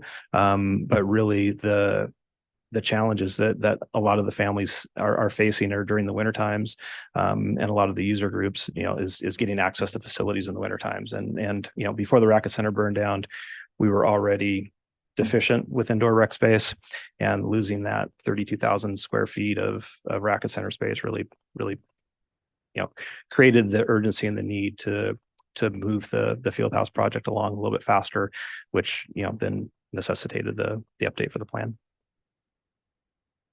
So in short, the reason we're doing this is to have a site to replace the racket club, to provide year-round recreation, and it is not necessarily all going to be built at one time. This is the vision. Yep. And once we have the plan in place, we can solicit additional funding from local, state, and federal sources. Yeah, and I guess the other thing to add is when the council adopted the original plan back in 2002, there was some dedicated funding through an arrangement with the school district. You know, this was school district property here. They built the new high school on city property. So there was an arrangement in place to kind of build amenities out at Rotary Park as a part of that arrangement. But outside of that, there was absolutely zero funding for any construction out at Rotary Park when the plan was adopted. And so the city worked with the Rotary clubs. We applied for grants through a variety of partnerships. We were able to build what's currently there. And so we didn't have a dedicated funding source going into that process. And so, you know, not having a dedicated funding source for all of the things that you see on the plan, you know, it's not the first time that we've gone about it that way. And I think we've been pretty successful in building out and creating Rotary Park. But, you know, we have never we've never even put out a parks initiative, you know, through a bond to build things or anything like that. We've always, you know, been creative in the ways that we've done it. And so yeah, that's kind of our intent going into this same type of strategy. Are there any questions from? Yeah, a couple, I guess more of an observation than a question, I guess. So I have to say I've long felt that the existing Rotary Park traffic circulation and parking is not very efficient. I could use the word poor, but it really depends on how busy it is. So I'm disappointed that we don't have true connectivity between the north and south parts of the park, because I understand the issues with the power line and stormwater swales, but and I understand not wanting to overburden the West Ellensburg community, but in my mind, not having throughput actually continues the current constraints to worsen, if you will. The other issue is just practicality. If someone goes into the soccer fields up at the north end of the park, I was out there in the spring and there wasn't a parking space available. People were parking in the swales, they were parking off in the dirt. So with this configuration, someone comes in to bring their kids to a soccer game and there's no parking. They have to turn around, go back out onto Railroad Avenue and come all the way back to the other entrance just to find one of these new parking spaces, once they're built out.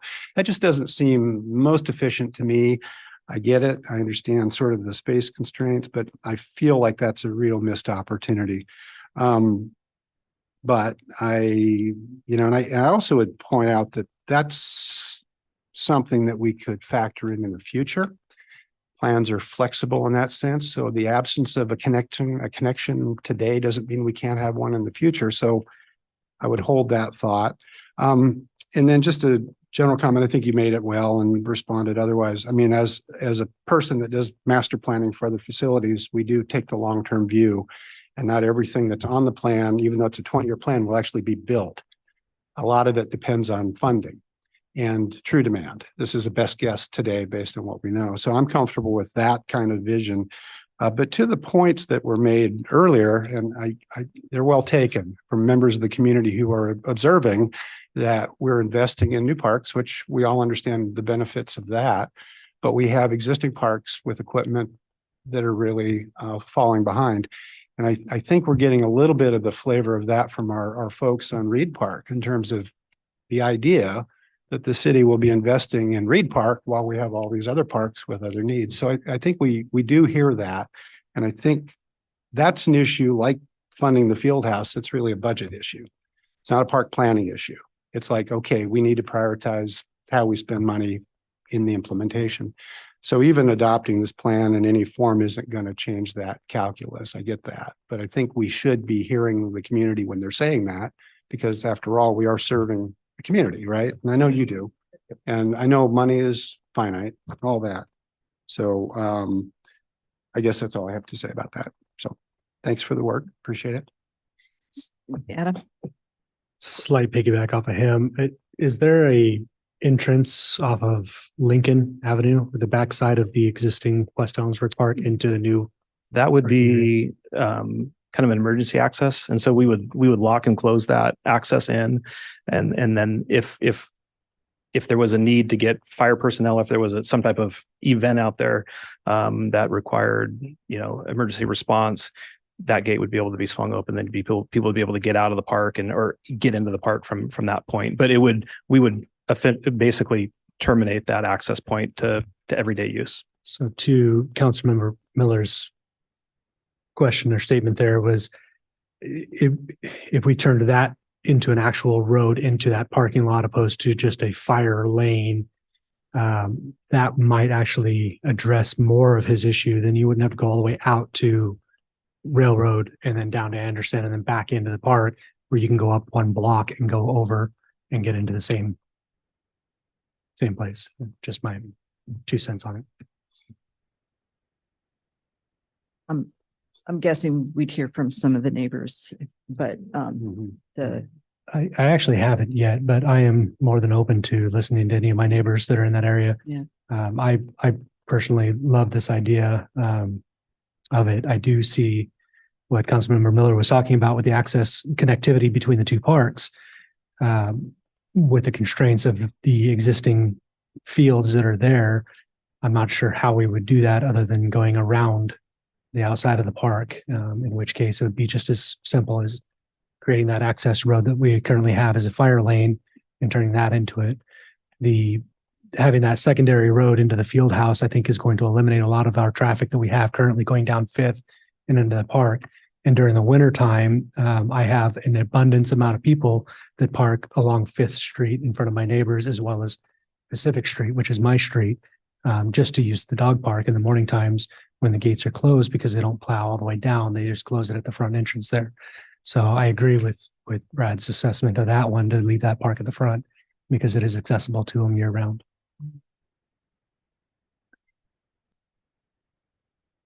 Everything's amendable. Is there any further questions? I have a question about the secondary road and the construction, the timing on the secondary road from Winco and the timing of the projected construction of the field house. Is that gonna jive, or are we gonna have another Ida Nason thing? At West Ellensburg? Yeah, it's hard to predict. We're working with them on all of that, kind of the chicken and egg in terms of what project's going to go first. I think a lot of it's going to depend on the funding for the field house project, and if we're able to get some of that funding. But yeah, that's kind of the back and forth that we've been having with Winco is how is that all going to play out? Thank you. I just have a comment, and because a lot of these initial plans came before I ever was appointed to council, so I'm playing catch up on a lot of them. But I have to agree with David, Council Member David Miller. We have a lot going on. It seems like there's Unity Park, there's Reed Park, now there's this big master plan. I feel like we need to kind of hone it in on this one. The field house, I'm fully behind because we do need this for our community. This is a huge project. I get it. It's out there for quite some time. But Unity Park, that's been on the table for a while. I understand we need to get that fire lane up at Reed Park. And work with, the Legion to come to a compromise like they talked about tonight that will work for everybody. It just seems like there's so much going on. And so I think we just need to really bring that in and work with, like David said, with our community and what exactly is needed and wanted. So Any further questions? Is there a motion? I make a motion to adopt the proposed Rotary Park Master Plan update. Second. Motion and second to adopt the proposed Rotary Park Master Plan update. Is there any discussion? All in favor? Aye. Aye. I too vote aye. Opposed? That motion carries. Thank you. Okay, item 11B is the council-funded grant program. Good evening, Council. Heidi Baron Cernaway, your city manager. On an annual basis, the council offers competitive grants. We take 1% of the sales tax and split that up between 3 programs. One are council-funded grants. The second are the Parks Partnership grants, and the third is the Historic Preservation grants. Again, these are competitive processes that go to help different community needs in Ellensburg. And then the additional water quality grants is about $10,000 from our stormwater fund to go help with water quality issues. So there's a call for applications that goes out during the summer. The applications are due by the end of August, and subsequently each of those groups, the Landmarks and Design Commission, the Parks and Recreation Commission, and Council with its subcommittee and the Environmental Commission all review those applications and make funding recommendations. And so you have in your packet tonight funding recommendations for all of those grant programs, and which have been reviewed again by each of the committees and the council subcommittee for funding for 2024 projects. And staff recommend you review and approve the funding recommendations from each of those commissions. Okay, thank you. Is there anyone from the public who'd like to speak regarding the grant programs? Is there questions from council? I'm just curious, maybe I missed it in the past years, but all of the amounts are exactly the same. Is that generally the way it is? Okay. Sure. So the amounts for the funding total, absolutely. So again, we take 1% of the sales tax and we split that a third, essentially 0.3% for each of those programs. Except for the water quality program, which is funded through the stormwater utility as part of their obligations to Department of Ecology. Yeah. And Education and the Arts Commission grants are separate separate. fund as well. They're not included in this. Yeah. So, any other questions? Motions? I'll make motion to authorize 2024 grant funding distributions in the amount of $66,725.24 for the community grants, parks, partnership program, historic preservation grants, and water quality grants. Second. Motion and second to authorize the 2024 grant funding distributions as presented. Is there any discussion? Just thank you to the council subcommittee that sifted through the proposals for the council community grants. All in favor? Aye. Aye. I too vote aye. Opposed? The motion carries. Thank you. So at this point, we're going to adjourn to executive session and then come back and talk about item 11C, our discussion about citizen comment on non-agenda issues and whether to change any of our policies there. And then proceed to our manager's report and council member reports. So we're adjourning to executive session per RCW 42.3.30.1101I to discuss with legal counsel representing the agency matters relating to enforcement. Is that right? Enforcement action with legal counsel representing the governing body or member acting in an official capacity, likely to become a party when public. Potential litigation. It's potential litigation. We're gonna adjourn for that RCW to talk about potential litigation. And mayor staff would recommend 10 minutes. 10 minutes, okay. And we do anticipate there may be action following that. Okay, and there may be action following the adjournment. So we will be back at 10 minutes.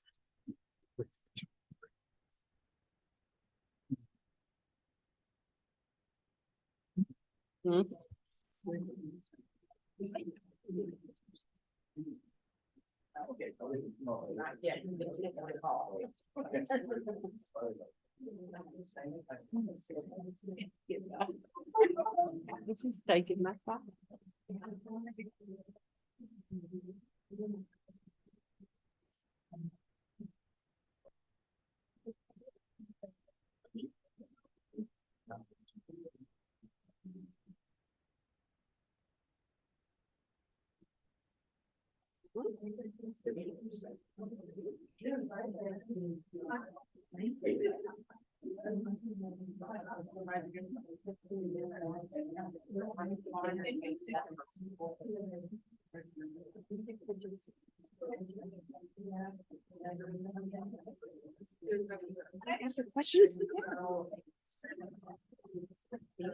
No, that's consent agenda. Oh. That's what the consent. Okay, okay, yeah, I'm like reading all this paperwork on everything, trying to figure out where we're at, you know. Yeah. And everything else. It just that goes in one motion. They approve the agenda and then they. approve the consent agenda. Okay, so then basically they're. Questions about. Yeah. Oh, got it, okay. So then basically that's about it, right? I mean, the manager's report, but councilman's report, is she gonna do anything else or? After executive session, they will discuss, item 11C. Okay, so they will discuss item 11. Yeah, that's what Okay. they're, that's why they. Yeah, it was like, Yeah. figure out what the. Yeah. Yeah, that needs to be changed. They shouldn't have to listen to that. So that was awful. That was. So no, they'll discuss the 11C after this, and then it'll go to.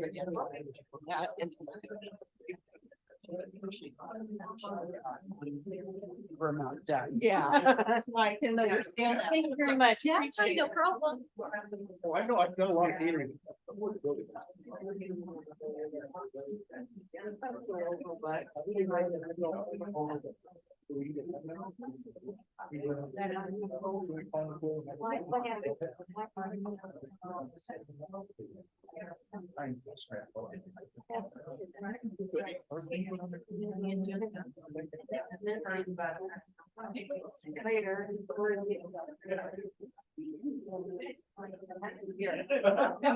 Daddy and mom. Yeah.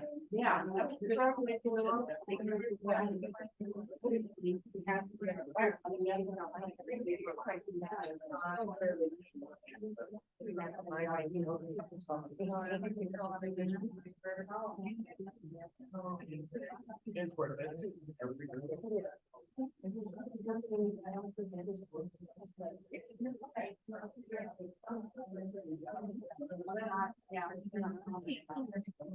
I may have missed this when I was looking at stuff further down the agenda.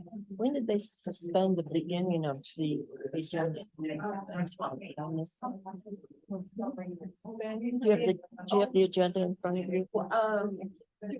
The executive session I had. No. Oh, they have it. I was thinking of this. Do you have a copy of the agenda? Mine's on my phone. That's okay. Like items 1 through 5. Yeah, that's consent agenda. The consent agenda. Oh, okay. So consent agenda. is the items and then there's. Okay. I'm really listening to you. No. I'm just trying to find which set of keys do I get out No, of. that's okay. That's all right. So yeah, that's the items that they have. Yeah. They can pull it off of the agenda with a Okay. motion, but otherwise they can discuss. Okay. Thank you. Yeah. No. I have level 2 cataracts. There's only 4 before they do surgery. Yeah. Yeah, I can't see as far as I used to. And of course I get my cheaters out all the time, but I did want to tell you I like. So I'm still debating back and forth where I'm going to get one. So, and they're a lot cheaper there. Yeah, no, they are. Okay. Bring your own Oh, no, that's okay. We're not. Yeah.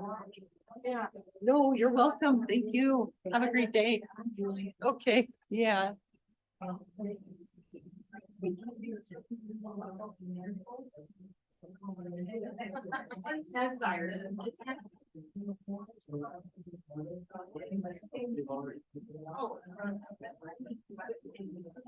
Yeah.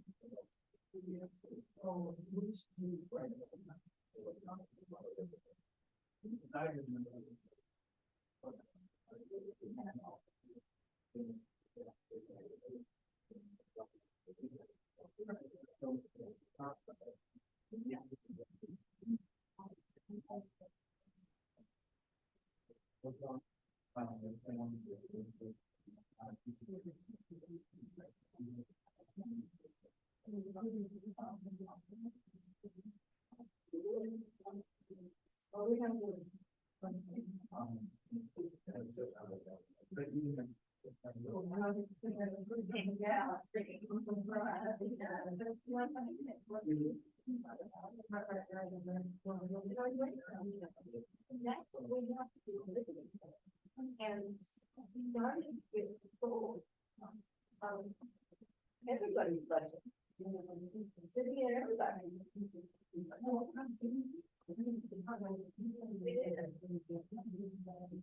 You're sounding it off.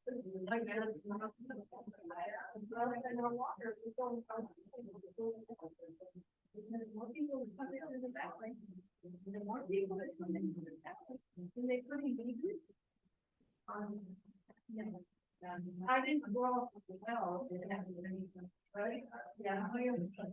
That was our one.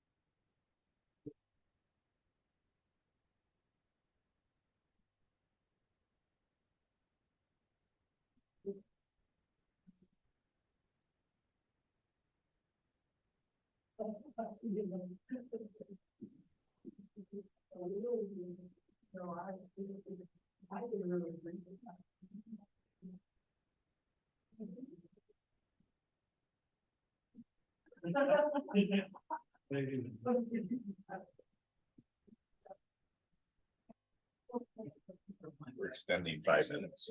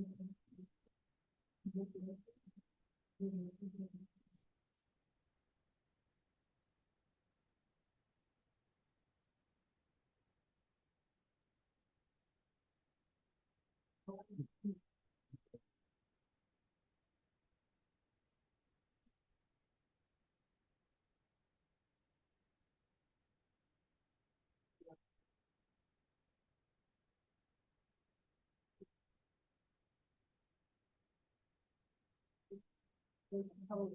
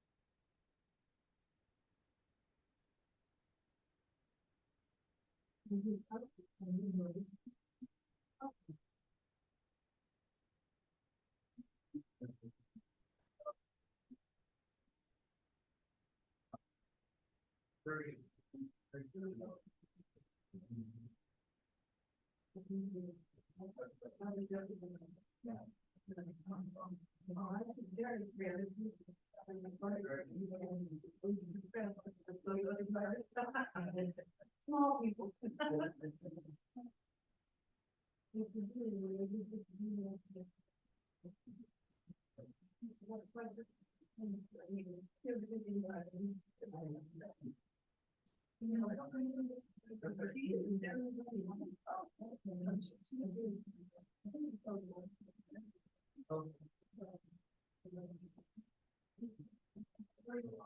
No, I know.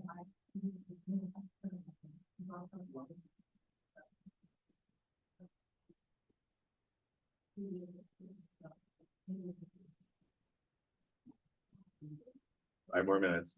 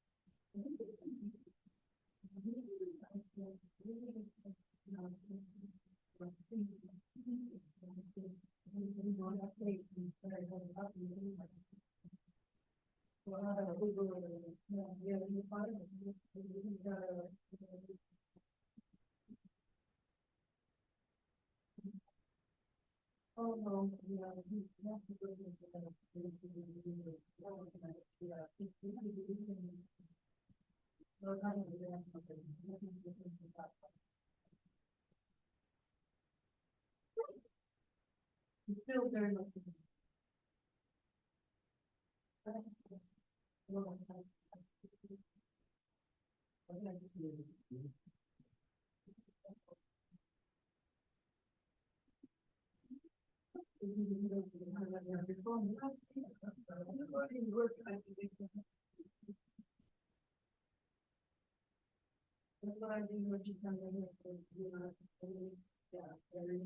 Yeah. Yeah, I didn't know what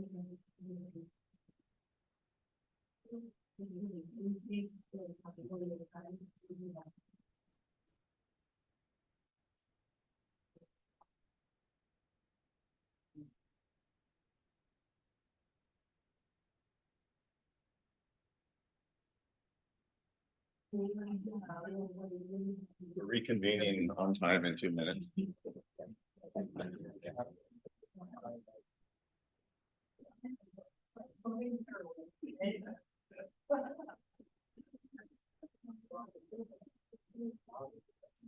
But they don't want to hang out for you. Are you late?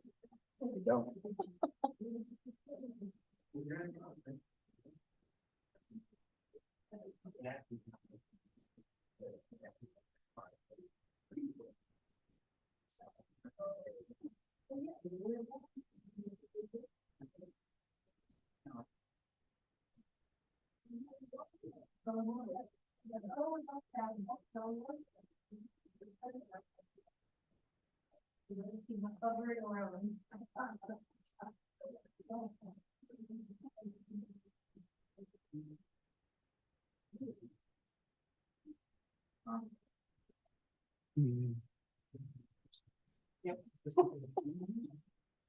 Better be prepared.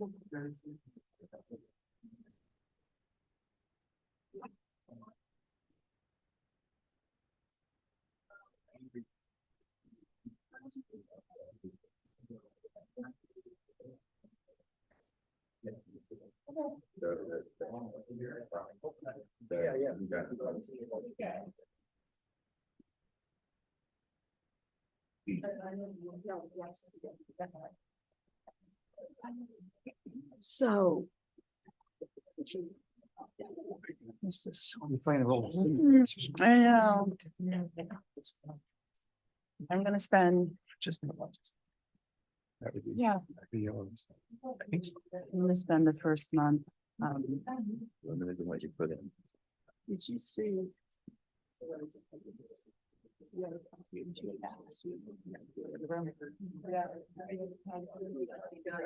Yeah.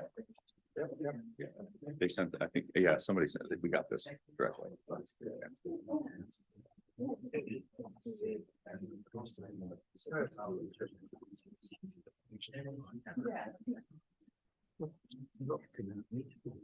expect something great. You're gonna have it on display. Yeah. Yeah, it's gonna be called the Art of Public Comment.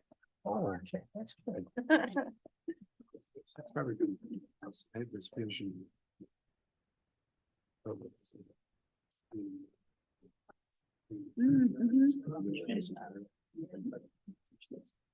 Still awake, yeah.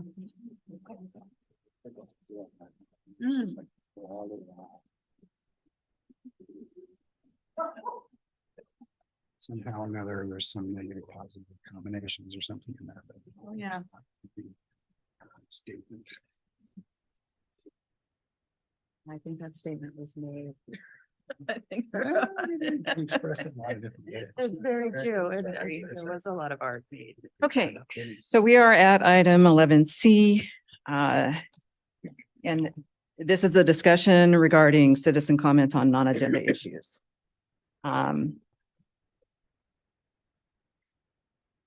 There's not really a staff report, or you want to have a staff report? We all know what happened. Sure. In between these two meetings, I was asked to look into what other changes could be made to the city council rules. As you know, right now, they provide that for citizen comment on non-agenda items pursuant to Council Rule 7.2, the speaker has to engage in a conversation or during their 3 minutes about something either council has control over or that is part of the city business. And so, and then they have to state their name and whether they live in the city, Kittitas County, or elsewhere. But beyond that, there aren't any restrictions. The options that other councils have implemented for trying to address issues of off-topic comments is to, you could narrow the scope of the rule. I think the phrase within the city's control has a little bit of ambiguity in it, whereas city business is more direct. That is, the business of council is limited to those matters that a council can actually exercise decision-making authority or discretion over. Also, and these are just options. I'm not suggesting any one of these or any combination of them, but just throwing them out there. I think it would help to state that in our rules, in your rules, that the purpose of the city council meeting is to conduct city business, and it's a limited public forum. And what I mean by a limited public forum is that it's not like in the parks or out on the streets or on the sidewalks where speakers have pretty broad, unfettered free speech rights. A limited public forum is limited to, in this case, the specific topic on which council decides that it wants to allow people to speak.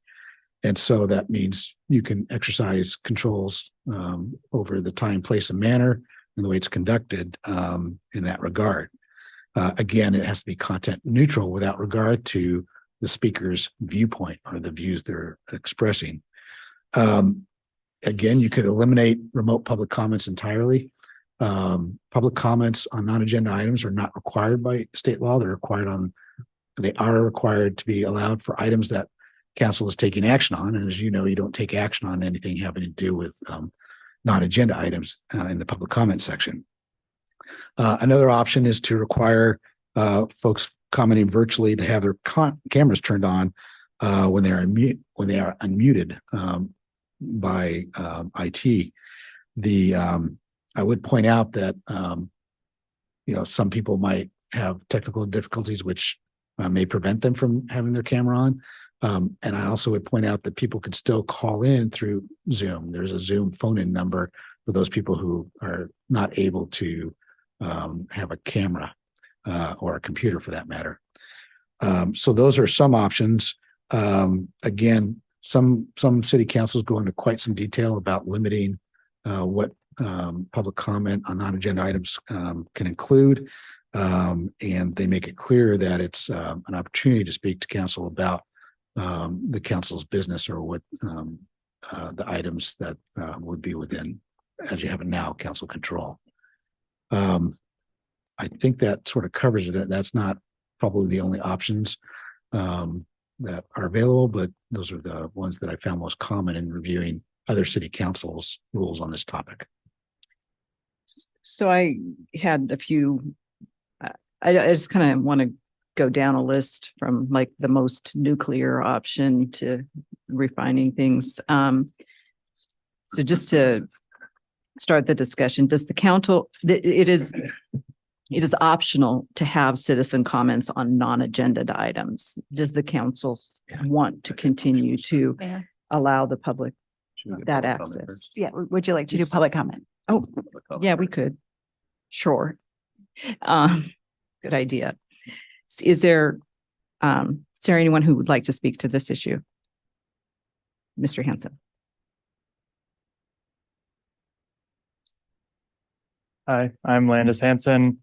I live here in Ellensburg, and I'm a member of the Party for Socialism and Liberation. I want to start by saying shame. Shame on you all for not immediately condemning the racist anti-Semitic remarks heard 2 weeks ago here. They went unchallenged by you as they claimed that hordes of brown people led by Jews were invading our country, as they claimed that and called for this council to round up all Jews and put them into concentration camps. You stayed silent. I think the exact words were, "Okay, Will," on that note. And also a sarcastic, "That was fun." As if this was just like a simple inconvenience for y'all and not like violent rhetoric calling for the extermination of me and extermination of members of this community. They had brought up our border and immigration policies in the US, policies that increasingly have a dangerous and direct impact on undocumented people and their families living here in Ellensburg. These policies did not start in the US. We have to understand that racism is not starting and ending here. It is an international system. These policies started in Israel.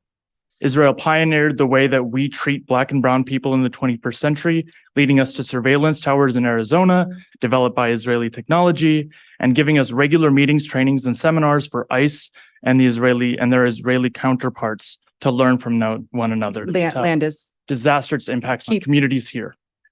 Anti-Semitism is something that Jewish people face all the time. Here in our valley, I have faced plenty of it. Just a year ago, a man in our community got in my face, threatened me with bodily harm, called me queer, and told me to take off my beanie. I wasn't wearing one. I think he was talking about my yarmulke. I've been told in friendly conversation that Jewish people spat on Jesus. I've had people yell at me out their car window saying shalom. I've been singled out at gas stations by men much older and larger than I, amongst many other uncomfortable experiences. A recurring theme in anti-Semitism is the assumption that we are all a monolith with loyalties to Israel or other Jewish people before loyalties to our fellow people here. Israel is one of the largest perpetrators of this myth, claiming that when they bomb Gaza, when they murder children, that they are doing it for me and for all Jews around the world. This is plainly false. Many of us oppose Israel.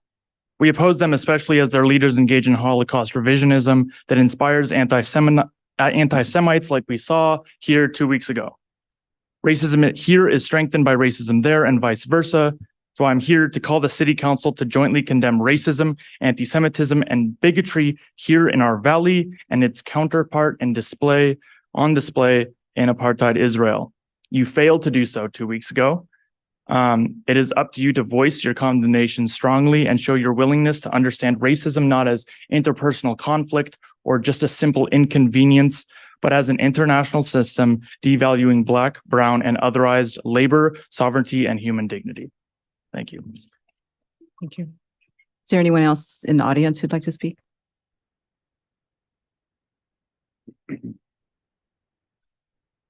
Hello, my name is Ben. I've lived here in Ellensburg for about nearly a decade, and I'm also an organizer for the Party for Socialism and Liberation. I'm calling for a resolution, but before I get to that, I'd like to describe where it's coming from. With all due respect, it seems that the City Council is refusing to acknowledge how world events have been shaping the rhetoric and actions entering our town, even through Zoom. City Council revealed its lack of preparation during the Zoom bomb last meeting, and with so many members here, it was a bit of a shock to see how the bag was fumbled so poorly. The first speaker got to speak for, I think, their whole 3 minutes, if not the vast majority of it, throwing out slurs, calling for Jews to be rounded up. We all remember that. Why wasn't he stopped like immediately, like the first slur, or maybe talking about Jews? Why was only one speaker asked to provide an address? I don't know if that's a requirement, but that could be. Without providing an address, it seems like they would have been stopped before they could even start. I mean, one person gave a fake address that we all knew was fake. Like, I think providing a real address makes a lot of sense. When it finally ended, of course, like Landis stated, we heard, well, that was fun. There was, of course, a Facebook post, and it was quite vague, and it lacked any sort of discussion on what steps would be taken to be made to stop this from happening again. Of course, we're, talking about it now, but that's about 2 weeks after it happened. Making sure everyone provides an address and cutting off people the moment they give explicitly like hatred rhetoric, calling for genocide would be a good start. Condemning this rhetoric the moment it happens would also be a good start. We shouldn't have to wait for you to condemn anti-Semitism and racism. I know that at least most, if not all of you, consider yourself, people who believe in equality. So it's kind of shocking. We shouldn't have to, wait for you guys. There was another issue with how this has been addressed. There has been no acknowledgement of where this kind of bigotry had even come from. It needs to be stopped at its source, and I think I can speak for all of us when I say it certainly didn't start in Ellensburg. It started abroad. The words of the bigoted speakers explicitly tied a direct relationship between the rhetoric and what is happening in Gaza, with atrocities committed by a government that receives over $300,000 in tax dollars from Ellensburg. The Israeli state has murdered over 4,500 children this last month. Confine it to the subject at hand, please. I feel like talking about Ellensburg and all this going on is quite relevant. Talking about international politics. I think that the two are tied together. And the time, your time is up. Ellensburg and what happens abroad encourages things in our town. That's all I'm saying. And okay, point taken. Is there anyone else in the room? Yes. Yes.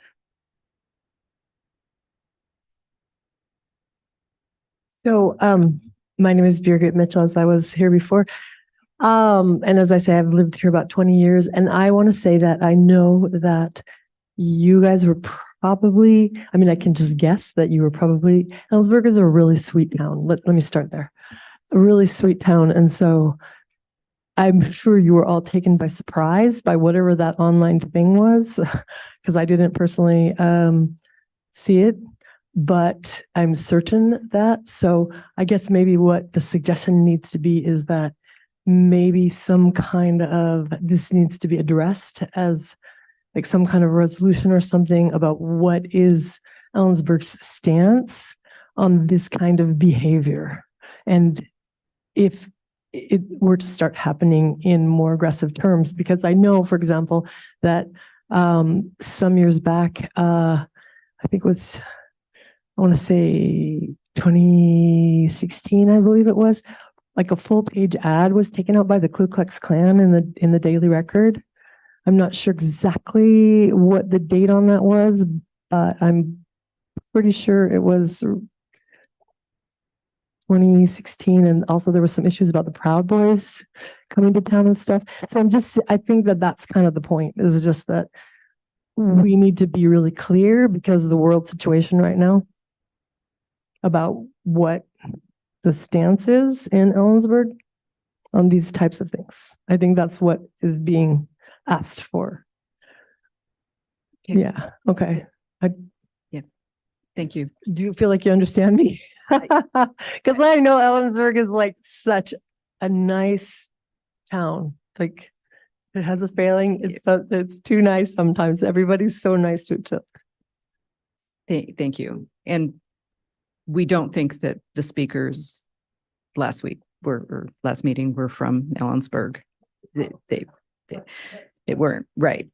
Is there anyone else in the room who would like to speak? Paula. I'm Paula. I just have a question for you. Have you taken that out of the video? If a person goes to the city webpage and they look up that day in the council meeting, is it still there or have you removed it? It's part of the public record. We can't remove it. So Sarah online.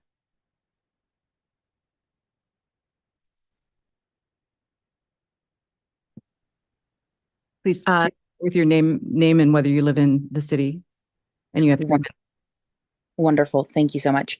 My name is Sara Omrani. I was born in Sweden, but I've lived in Ellensburg since 1996. I represent myself, although some of you on city council will remember me. We were all on a wanted poster or pamphlet together in 2020. So I do come at this with a lot of love and an understanding of how scary it can be to be in the public eye. I would like to introduce you all to a philosopher named Karl Popper, and he talked about what he called the tolerance paradox. If we want a tolerant society, he says, we must be intolerant of intolerance. We must claim, in the name of tolerance, the right not to tolerate intolerance. For Popper, this line is drawn at violence, and that's why I'm here, to object to City Council allowing 10 minutes of hate speech, which included calls for violence as well as slurs, to occur at the last City Council meeting. The impact of providing these people with a platform to contribute 10 minutes of hate speech is that Ellensburg seems like it will tolerate hate speech and calls for violence against our community members.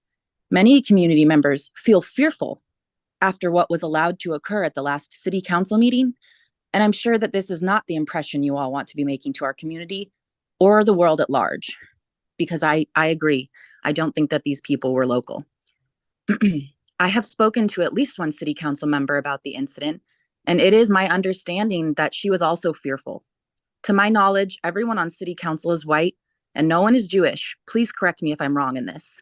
If you all were fearful and the calls for violence were not aimed at you, then I know you can understand how and why there are members of our community that are scared due to the incident. I'm also here to say that the provided apology was insufficient and used passive language. The egg was broken is passive language. I dropped the egg and it is now broken is active language. I love you all and I love this community and I know you all can do better and I know we all deserve better. This looks like an apology with active language and acknowledging your role in allowing harm. This looks like a plan going forward to navigate these types of situations. In closing, I would like to invite you to consider the idea that standing up against hate is motivated by love.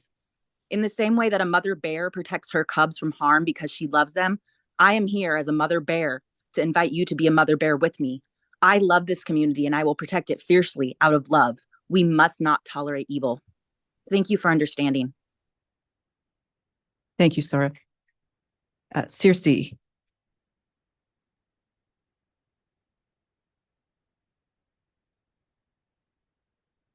Believe you're unmuted. Okay. Hello, can you hear me? Yes. Okay. Hello, my name is Circe Muse Voss. I am a resident of Ellensburg, and I'm concerned about the Zoom attacks that took place at the last meeting. I was wondering how the council plans to move forward and what steps and plans would be made to ensure this doesn't happen again, and that we can foster a safe and inclusive community. Okay. That's all. Okay, thank you. Thank you. So that's what we're here to discuss is what are our next steps, and do we need to change any policies to move forward? And I will apologize for folks who had to listen to that. And I honestly don't know what I could do different there. It is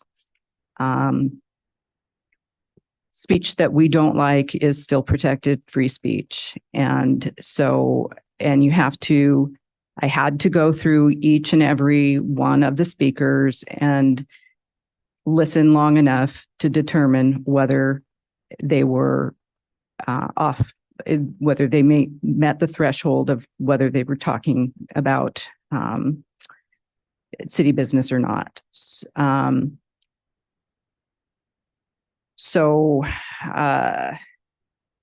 just also want to recognize it is our policy not to comment on that agenda item and respond in the moment. I should have made a statement right then and there, but we haven't, and we did make a statement online, and I think we have one that will be proposed for. Okay, so we will propose one at a little later this evening. So, but starting with our policies and how we could contain any future Zoom bombing like that. I just want to ask the council if you want to continue to allow citizens to comment on non-agenda items, recognizing that limits the public's access to the council. They still have the opportunity to email us, to write us letters, to call us individually, to whatever. They just wouldn't be able to stand here or online and speak on a topic that's not on our agenda. That's the nuclear So option. no, I do not want to do that. And, Okay. and there's more to that, but no, I don't want to. Amen. I would agree. I agree. Okay. How about limiting the remote comment and only allowing in-person comment on non-agenda items? No. You want to continue remote for access to? I think we have to. Other There are people. people who can't access Yep. meetings in person. Okay. Okay. However, there are restrictions we can put. Yes. I'm interested in those. Okay. So do you want to require cameras on? No. No. Okay. Should we change the rules in the script to request that they identify the topic on which they want to speak? Yes. Yes. Yes. Okay. And should we require the Zoom speakers to identify the topic when they sign up? And if they fail to completely fill in that registration form, not recognize them? Yes. I would add yes, but I would also add if a person, whether in person or Zoom or remotely, identifies a topic and then deviates from that, I think that, in my view, is enough of a violation of the rules to cut them off without further discussion. I mean, seriously deviating. I'm not talking about an aside. I'm saying if somebody says, I'm here to talk about, pick something, and then they go off on a tangent, that's clearly not what they said they were going to talk about. I think that's, in my view, enough to say broke the rules. Well, I think we can go even further on the online, and the online stuff to me is the place where people can be cowardly to do this in person. And I toyed with the idea of doing it on camera, but I don't think that really solves anything. To do it in person is much different than to do it online. And we have the ability, according to legal counsel, to require that online submit their comments ahead of time, period. If you're going to do it in front of us so we can control it. But if you're online, you got to give your comments ahead of time, and that doesn't restrict their ability to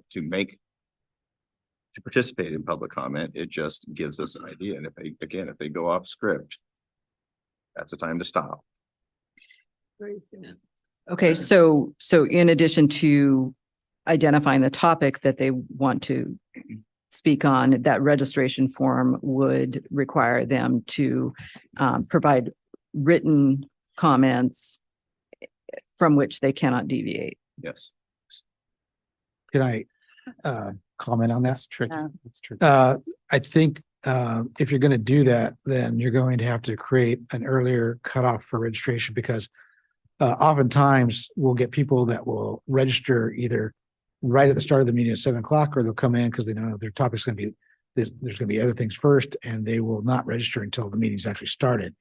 And so it may be difficult to get them to submit whatever the written comments are. So there's that issue. And I think the other issue is that how much detail do you require in terms of the written comments? And then what's the purpose of allowing them to verbalize it? So the written versus the verbal. I'm not sure exactly how we would write the rule to address that, I guess is what I'm asking. This one I feel pretty adamant about for the online comment. So Mike, it's right there. I know you're not. Okay. So I guess from my perspective, I want to do everything we can to control what happened. And I get that it feels uncomfortable, and, Nancy falling on her swords while the rest of the six of us look at the ground's not okay. So I guess, from my perspective, knowing what we can legally do and not sort of generate more controversy and more attention in a negative way regarding this subject. The worst thing you can do is to lose a free speech argument, because it gives the people exactly what they were looking for. And so from my perspective, the ability to have them submit, if that means they have a deadline, they have a deadline. We're giving them the opportunity to address council. This isn't a conversation. It's a statement. It's a speech. That when people come up and talk to us, they're not interacting with us. It's not free flow. They have comment. They have things they want to say, and they don't get any feedback. So it's not going to change. And so as detailed as necessary. I don't consensus on that? think people who, just to clarify with Councilmember Elliott and comment Terry, our legal counsel made, people who attend the meeting and sign up when they come in don't have to submit comments ahead of time. That is not my intent. It's the online portion. And I was led to believe that we can distinguish between the two, because one has a level of accountability and one doesn't. I should say, I don't know that of any council that's done that. So it's Port Townsend. I believe so. So we can do some research on this. Because, yeah. So what will happen is we'll ask staff to bring us back an ordinance or resolution that would change our rules, and we'll have another opportunity to have the discussion about whether we really want to do this or not, and whatever you find from your research. So, and this is not, this didn't happen, but should we clarify that each speaker's limit is 3 minutes and you can't share, so you can't like give your time to someone else? That is in the rules already in the already. rules. It's in the rules, but it's not in our the front of the packet that Oh, it's tells it's a people statement that's the read statement. before the. Yeah. You can have that. Which is a minor thing, so we could do that. And I guess I'm interested in limiting the amount of time for non-agended items. I could see a group organizing to co-opt our entire meeting and have 2 hours of 3-minute speakers and not let us get to business. Is that it would mean that some people don't get a chance to say their piece, but like you said, there's other ways that they can contact us to make their statements. Isn't there a language? I know, I just remember you've done this, and I think Bruce too, when it got to be too many people commenting, Non-repetitive. saying the same thing over and over and over. Can we strengthen that language to keep that from happening? Well, that's in hearings and on comments in general, but if it's non-agenda, it's harder to, we can say no, please no non-repetitive comments, but then we'd be cutting people off and saying, no, If people are emotional, they're going to want their turn. I guess my response to you in terms of people co-opting a meeting, yeah, that's possible. Maybe we set aside it's 30 minutes every meeting, and by vote of the council, we can extend that time period if it's a productive conversation. That's what I'm looking for. Like just to, Arbitrarily say it's 30-minute limit, then we'll expand it if we need to. yeah. And we have, Gives that's control. I don't know.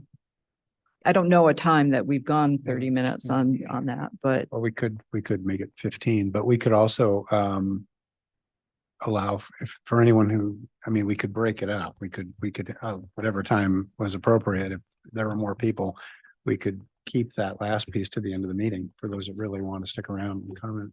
oh, Or at we'll least, listen to you after that we've done our business kind of thing. I guess Yeah. it's not convenient. Yeah.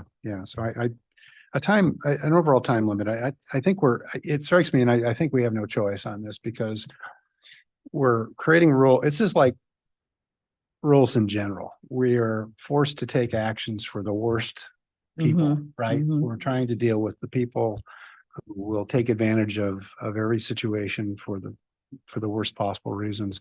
So it's, I think, unavoidable that folks that have a genuine interest in participating in meetings are going to be impacted by that.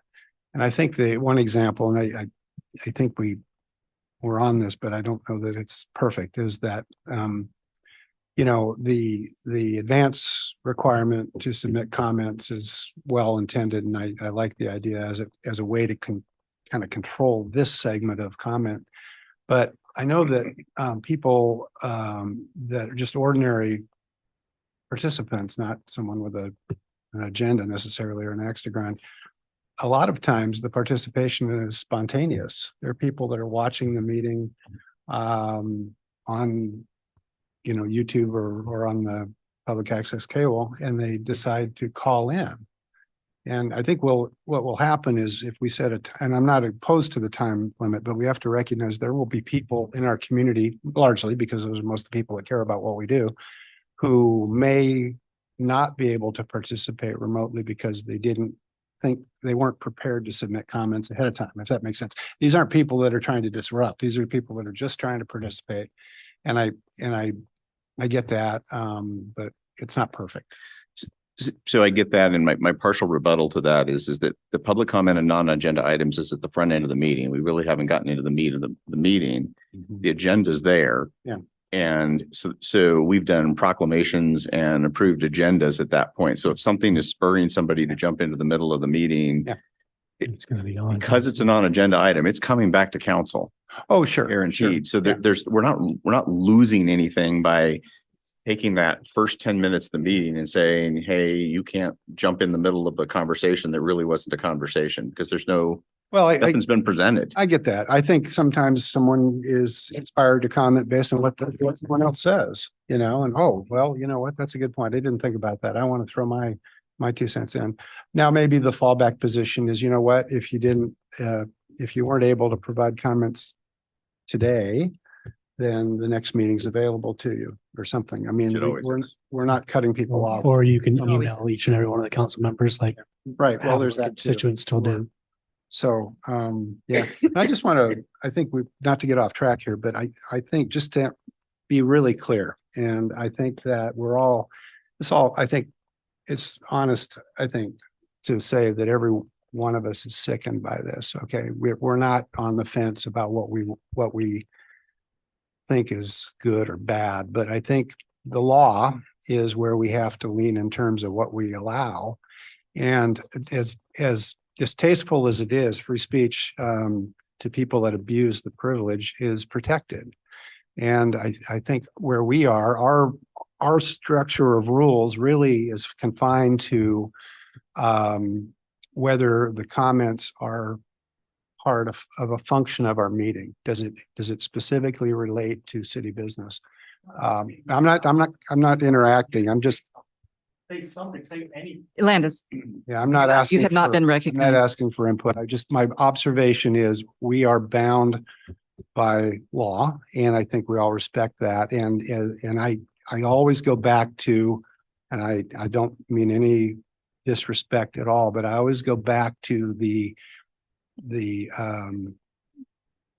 ACLU case representing the Nazis in Skokie, Illinois, marching down the street of Skokie. I've been in Skokie. I visited the Holocaust Memorial there, and I cannot imagine how difficult that was for that community.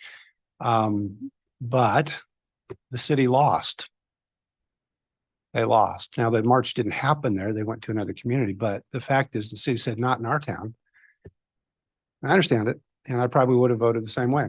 But when it came to the constitutional protected right, it was the ACLU that stepped up and represented the Nazis, disgusting as they were to the lawyers, I'm sure, who were representing them.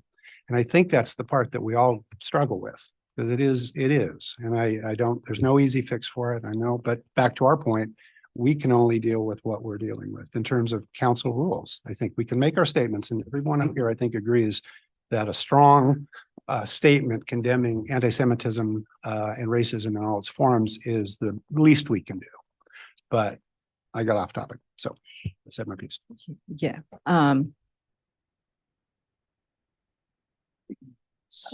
Is there any? So Sarah left. Sarah's hand went down. Okay. I was gonna. So does hate speech, is that in and of itself, does that deviate from council business? Or can, even if submitted ahead of time, if comments are submitted ahead of time related to council business that include hate speech, must they be allowed? Like, would what Rich is proposing actually prevent what we're talking about? Well, it's a difficult question to answer because there's no statutory definition of hate speech. You know it when you hear it, maybe, sort of like, other topics of constitutional protection. So the short answer is that I think it would be difficult if someone were on topic, but using hate-filled terms to silence them. That is part of what the Supreme Court has said, that you can't judge a person's free speech rights by the effect it has on the listener. So that's the short answer. I think, beyond this, the question from the community is, how do we support the community that is impacted by hate speech and intent. So there's this conversation, but I wonder how are they intertwined? I have a question for Terry. Regarding Monica's comments, is there a way that we could define a disruption, whined hate speech and anti-Semitism comments and racist language, and define that in the rules as a disruption to the council meetings and be legal? I think that would be difficult because there's already a statute in Washington which defines disruption for public meetings. And it refers to a meeting being interrupted by persons or group of persons so as to render the orderly conduct of such meeting unfeasible, and order cannot be restored by removal of individuals who are interrupting the meeting. So that to me is the legislature's directive that it's got to be actually disruptive. In other words, interrupt the course of the meeting and not just be speech that people don't want to hear necessarily. Could it be defined as not relevant? Sorry. I'm sorry. Could it be defined as not relevant? Well, that's already part of the rule for, in essence, for non-agenda items. It's got to be relevant to council business.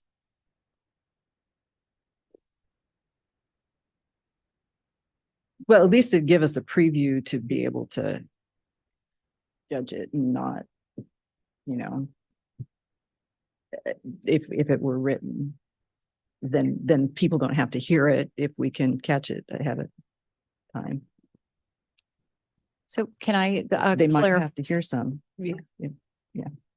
Go So, ahead. Mary, if I could clarify what Councilmember Elliott, the reference to other cities actually require in-person comment only. So the online folks, I mean, council has the ability, folks have the ability to access, to email, to call, to present items of concern to council.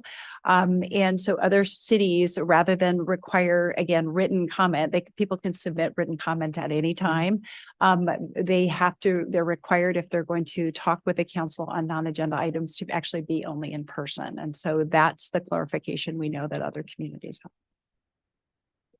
Has that been tested legally in terms of full access, public access? Not that I'm aware.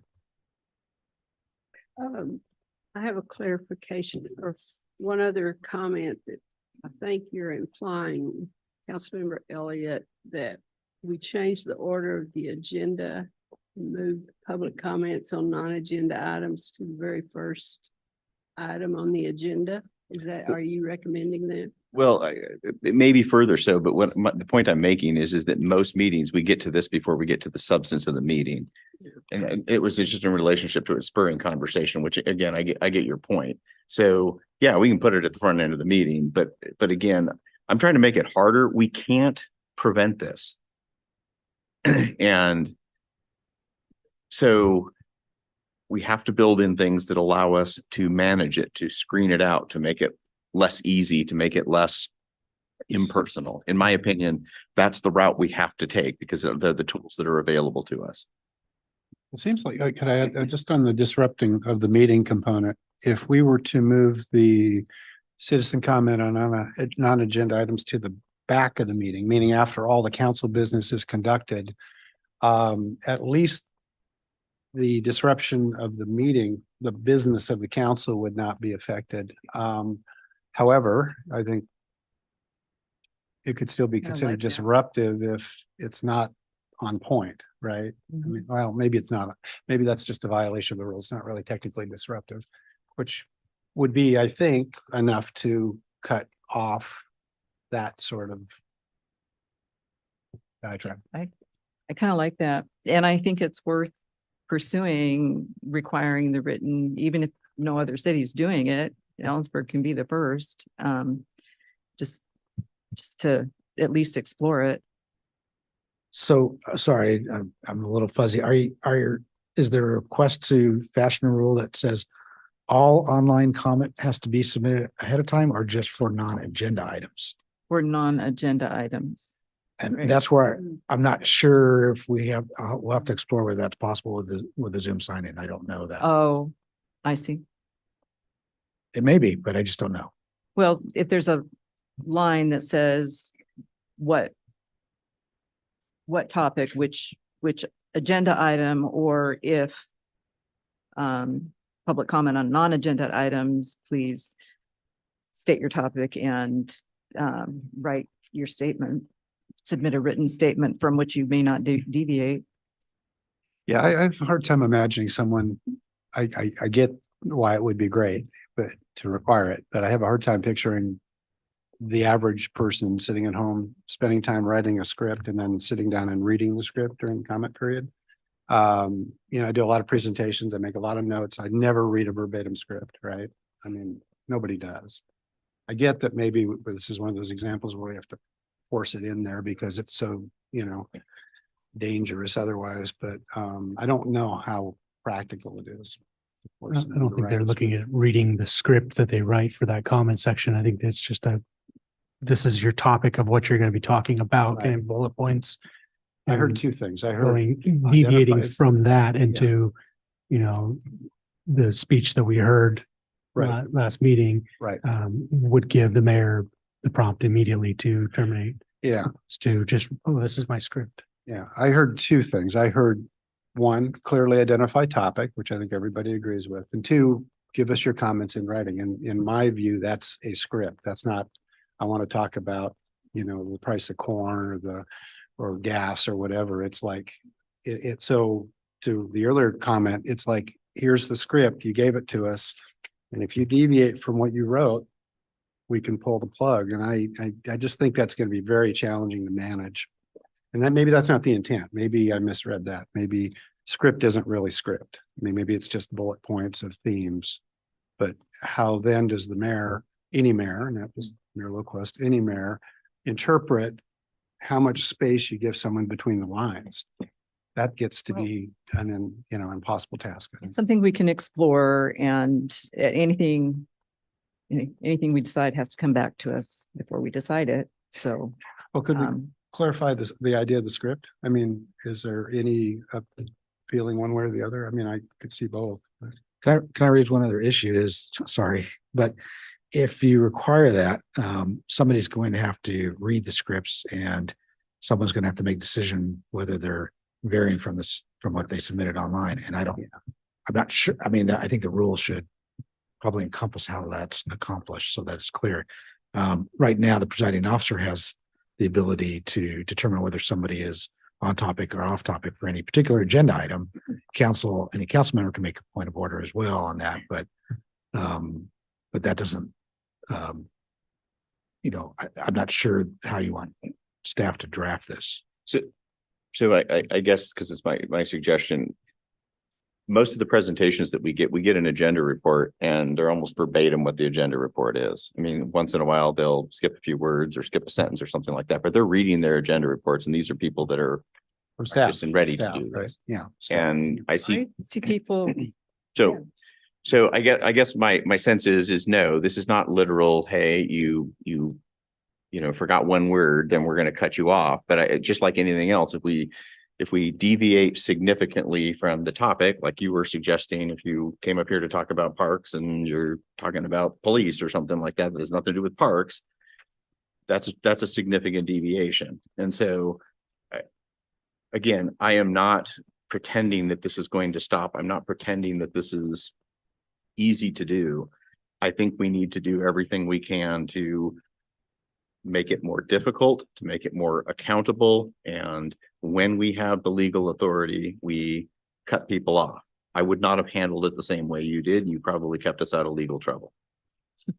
And I respect the fact they that you were aliases. They wouldn't have sued. I'm just saying that I mean, my reaction would have been a different reaction, and it probably wasn't the appropriate reaction. I get that this sucks. Mhm. It sucks for the community. We have people have focused, and this is part of the reaction that the group that did this wanted us to have. They want us to be upset. They want that impact. They wouldn't say what they said you know, to an audience that, you know, isn't in the back room with raising their hands up, all, you know, without a full knowledge that this was going to be the result. Mhm. And I think we just, you know, I think we take advantage of the you know, the opportunities and things that we can do to make it more accountable and less likely and easier to filter. But there is no way we're going to promise that this or something like this can't happen. I can take something that is a matter that the council can do something about, and I can weave that kind of language into it. If you're well-intentioned, thankfully, sometimes they're not that smart, but sometimes they are. And I'm just saying, we cannot prevent this. We can mitigate it. Sarah has her hand raised. Do you guys want to hear? No, I mean, yes. Oh. I don't have anything to say. Wow, I don't have, I don't have a comment. I'm willing. Can you unmute? Want to hear what Sarah has to say. Sarah, you're unmuted. I am so thankful. I was having technical difficulties and I am unwell. I have a chronic illness, which is why I'm attending on Zoom, and I was about to drive down there. I understand the legal complications. And as somebody who's not on city council and not bound by these same obligations, I think, sorry, I'm breathing hard. I was literally running out the door. I'm not bound by these same obligations. So if, for example, somebody starts using I don't think it can be debated that in the first 30 seconds, that first speaker used a slur that started with N, and I think we all know what it is. And I know that maybe legally you guys can't cut him off, but for example, if you guys know I like being obnoxious. I don't think that there's anything that prevents me legally from, I don't know, playing the Barbie theme song full blast if somebody starts doing something like that. Because I think that, you are our community members. Otherwise, you wouldn't be council members. We wouldn't have voted you in if you weren't part of our community. Rich, I grew up with your kid. I've known you and Jeanette a really long time, actually. So I think that working together like a community should and does is maybe the best option here, because I'm frustrated that your hands are tied about the free speech, and I want to use that to fuel a solution. So my question is there anything that stops community members from having a flash mob, a dance party, loudly playing music if this happens, to give you guys some buffer time to figure out what to do? Because I understand that. I understand being taken aback. Irony is they probably get sick for disrupting the Yeah, but I mean, it requires someone to be here ready to do that every meeting. I think if many hands make light work, and I'm willing to commit to, there's 2 city council meetings every month. I'm willing to commit to one. If there's one other person that's willing to commit to one, and I know you all know exactly how annoying I am. I'm sure that's why people are squirming in their seats and sweating that I'm here in the first place virtually. So I'm willing to do that. I have a Bluetooth speaker. Looking at the attorney, would that would be a disruption of the meeting that the mayor would have to call? I don't know. Probably. I mean, there's so many questions that raises, I can't answer them right now. Yeah. But if somebody were here, they could certainly have their turn to comment on what was said, I guess. I mean. Yeah. We experienced that in the online comments during the 4 or 5 years ago during the Black Lives Matter thing, when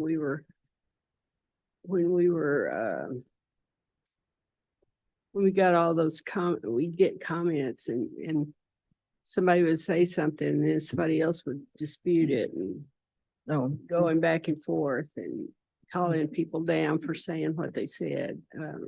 We've seen that happen. Madam Mayor, Landon would like to speak again as well. Landis, yeah. I think it's very true what you said, that we can't avoid this. And I'm not asking for these folks to not speak. I think that for me, it's enlightening to hear that people like this, pardon my French, fucking exist in the first place.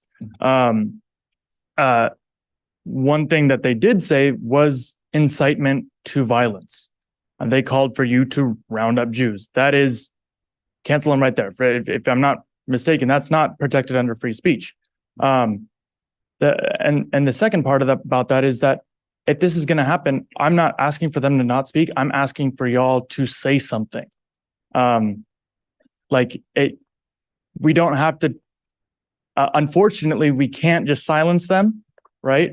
But what you can do is offer a counter, offer your support to the community affected, offer a condemnation, offer full-throated support for marginalized communities immediately and steadily and continuously. Yeah, that's all. I had a clarifying thanks. question. Go Um, to that point, I was wondering, is it in your purview to pause public comment? I would like that, but I don't know.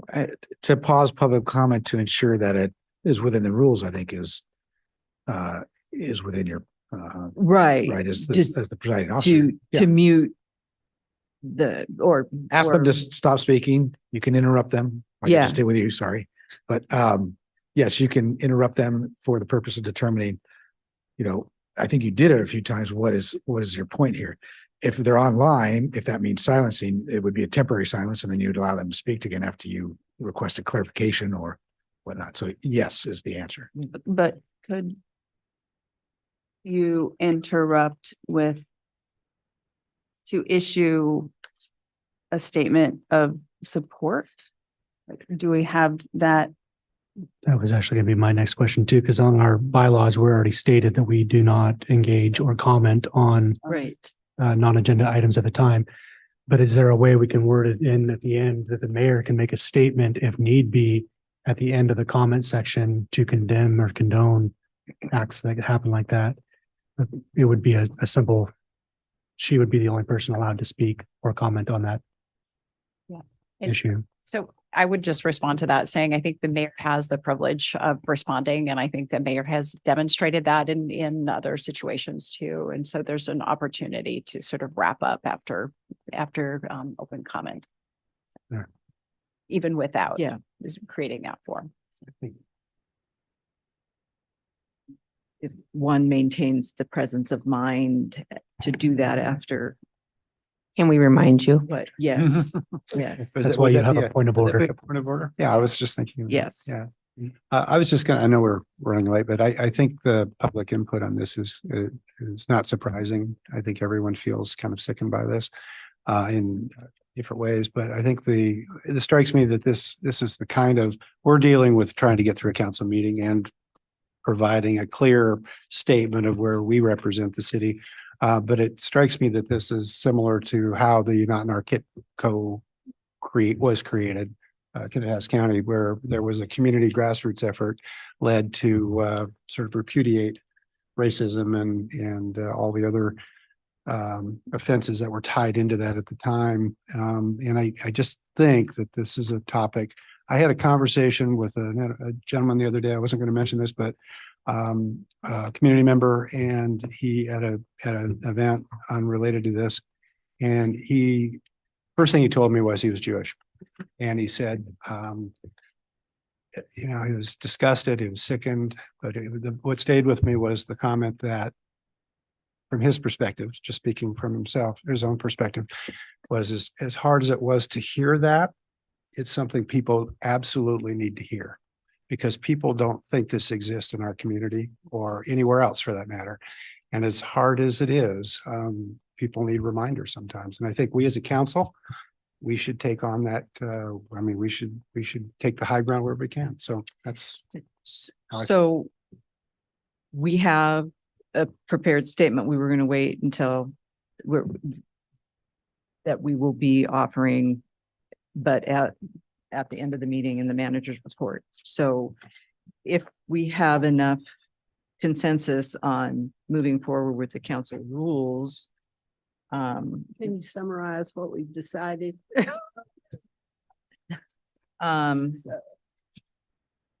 well, the city attorney I have a suggests. list if you want. What? You I have a list? list. Okay. You have a list. There we go. I'm not sure I captured everything quite accurately, but I'll try. So part of it would be to require in the sign in the topic on what they want to speak and some sort of talking points or I don't hesitate to use the word script. And I guess that'll be with the normal, I didn't hear anything about moving the sign in time cutoff, but so we'll keep that open, I guess, but they still have to meet that requirement. And then I wasn't sure about the time limit for total public comment. There was back and forth, but I'm not sure I heard consensus on that. Let's try 30 minutes. Okay. Then if there's a hot community topic like Ida Nason or, some of the things we've had, that's enough time. And then likewise, I wasn't sure about if there was consensus on moving the non-agenda item public comment up in the agenda, and if so, where? Well, I like it at the end. Just Or then, sorry. I don't think it matters where it's at. I kind of like it at the beginning to get that out of the way. My only point on the end, rather than the beginning, was the ability to disrupt our meeting is significantly reduced. We will get our official business taken Done. care of in a timely manner. I don't like I don't like the message that sends. It sends that our time's more important than their time. That's I right. think have to getting sit it out and- at the front. end That's of the true. meeting That's is important. fair enough. I think where it's at is usually at the beginning of the meeting, but Yes, not always. it's close. So the 30-minute time limit will effectively limit any disruption. Yes. Okay, fair enough. I have a question. Does this apply, will this also apply to commission meetings? I don't know. The commission rules don't really address public comment, although we put it into the boards and commissions handbook, but they should in general follow city council rules. And so most of them do on public comment. But they limit it to, I think, most of them 1 minute or 3 minutes. Thank you. It feels like our commissioners should also be We need some training. prepared I think we need some training. and Right. supported Mhm. for this possibility. The as county well. has discontinued hybrid meetings so that they don't have to Mhm. for their committee meetings. But I I would think- like to see it also apply to commission. I think that's a good point. See, you mean all of these changes? I'm just asking. Yeah. I may make a suggestion. Why don't we get our stuff together and then let's look. My suggestion would be then we could look at what applies back into the commission and board meetings. Yeah. But not to try and do this all in one fell swoop. Because some of it might not fit. My opinion. Right, I think Maybe it that's- does. I think you're right. Let's about get, let's that. get to where we're gonna get and then. Been we to a can- parks meeting lately. Well, that's a good Yeah. point too. And that's in person, right? Mostly. Yeah. Yeah. I mean, the ability to Zoom bomb any of our commission meetings is as Mhm. relevant as the council. So was there anything else we beat that to death? Thank you, and thank you all for your comments. Yeah, and patience. And forgiveness. So managers report. Thank you, Madam Mayor, Heidi Burns, Way City Manager. In the packet, just a reminder that Wednesday, November 22nd is our community Thanksgiving meal. That is at the Armory from 3 to 6 p.m. Everyone is welcome, and there's a free meal for everyone. Please come and join your community members. And finally, on your dais, and I think was emailed out, and again, an opportunity to make a statement. And you can wordsmith or not. I don't, is it printed at the dais at all? I don't think it is. So I could, not sure how you'd like to handle this. Would you like me to read it or would you? Yes, please. Yes, please. Okay, all right. The City Council of the City of Ellensburg is committed to making Ellensburg an inviting, equitable, and safe community for everyone. We are committed to standing together with the people of Ellensburg in opposing hate, violence, and acts of intolerance committed against our community members. So that's proposed as something, a statement that would be endorsed by the entire council that would be posted. That's correct. My initial thought is it reads a lot like this statement that was issued, and I don't know if it addresses how we stand with that community. And I think that's what we're being asked to answer with those communities that are targeted. I think that's the statement that they want to hear. What would you suggest we say? I don't know. I think, I mean, in this letter that was submitted, there is an invitation to engage with those directly targeted and consider how our city can become a model for inclusivity in response to hate. And we ask you to provide a clear timeline as to actions for the future rather than a protracted assessment. So I suppose it would start with talking to those groups directly targeted. It would be one way. So I feel like we've made a lot of progress showing, through the DEI Commission and through, a lot of what we've been doing over the last several years. And I recognize that it's not directed at this hate speech event. But I guess I have to defer to the DEI Commission on, on what more can we do, because, we have been making progress, and we have a plan for addressing just inclusivity issues generally, but not necessarily the hate speech issue. And so I'm just wondering if we can refer it for further development of something to the commission. I have thoughts. I have ideas. Because I don't see us being able to come up right now with a specific plan of action.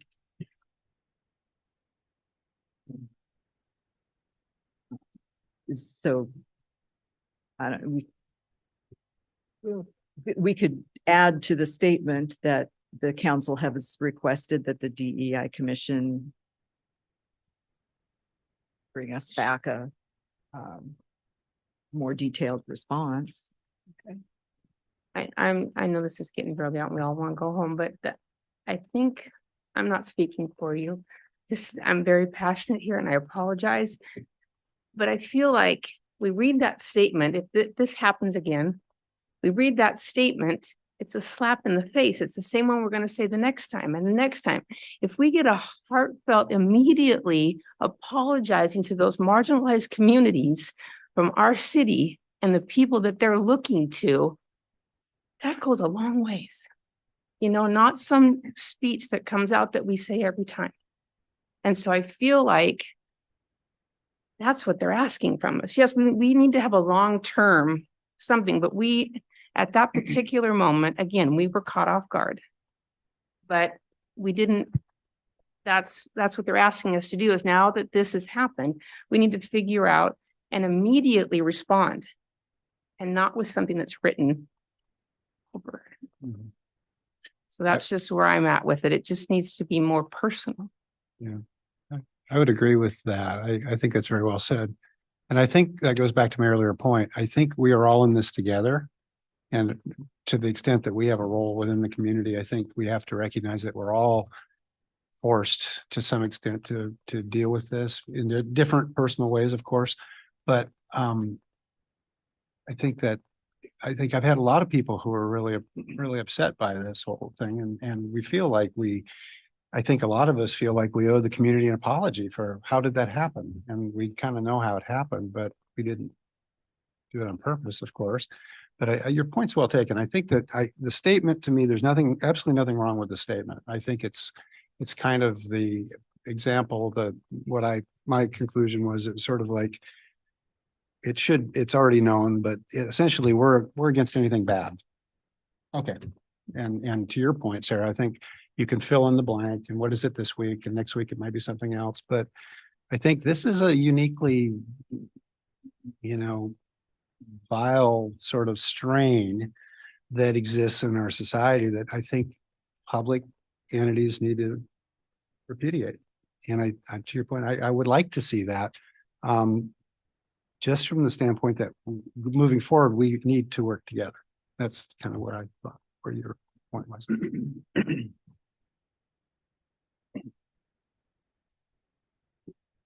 Do we support issuing a statement or modifying it?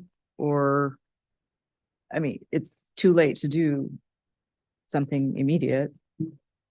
I mean, it's the first time we've met since then, so it's our first opportunity to do something as a council. I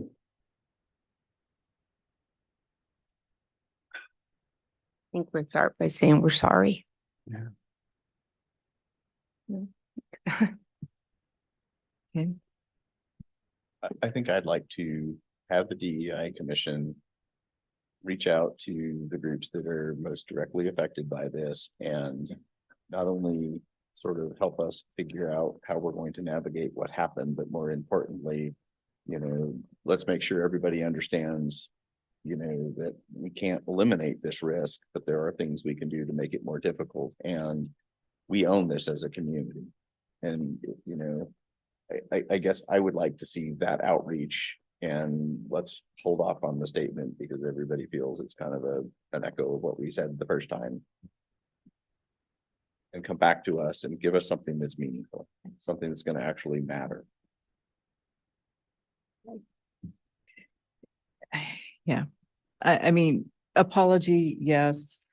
Reassurance that it's not what we believe as a community, and I thought we said that immediately, but it apparently didn't land the way I thought it would, or meant it.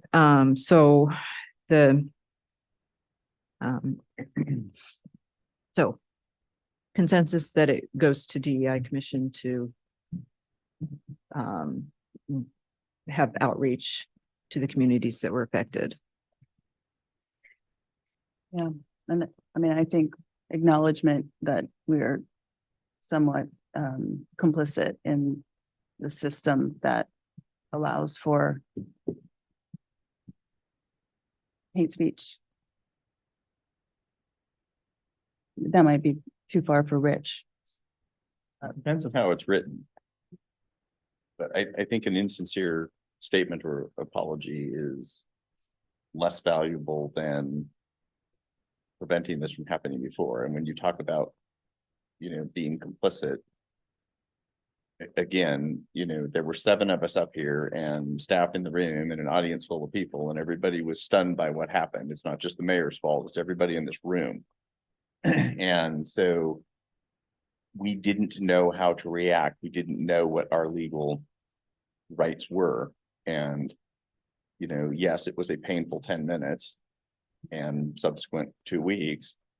But the reality is that until we know, I mean, we occupy a position of leadership, and that comes with responsibilities that sometimes cause you to pause and not do what is emotional but feels right. And so I guess at this point, I'm sorry this exists in the world. It does. I'm sorry that this, has touched our community. I'm sorry that some of the community that we have reached out and said, hey, you know, you handled it well. Some people have said, no, you haven't handled it well. Some of the people in this room are parts of the same groups that were targeted, you know, by ancestry, you know, belief system, ethnicity. I get it. But I don't know what us saying, well, we're complicit in that does for anybody. We're sorry it happened. We're going to do everything we can to prevent or mitigate those actions in the future, and we're going to model that behavior moving forward. I'm comfortable with that.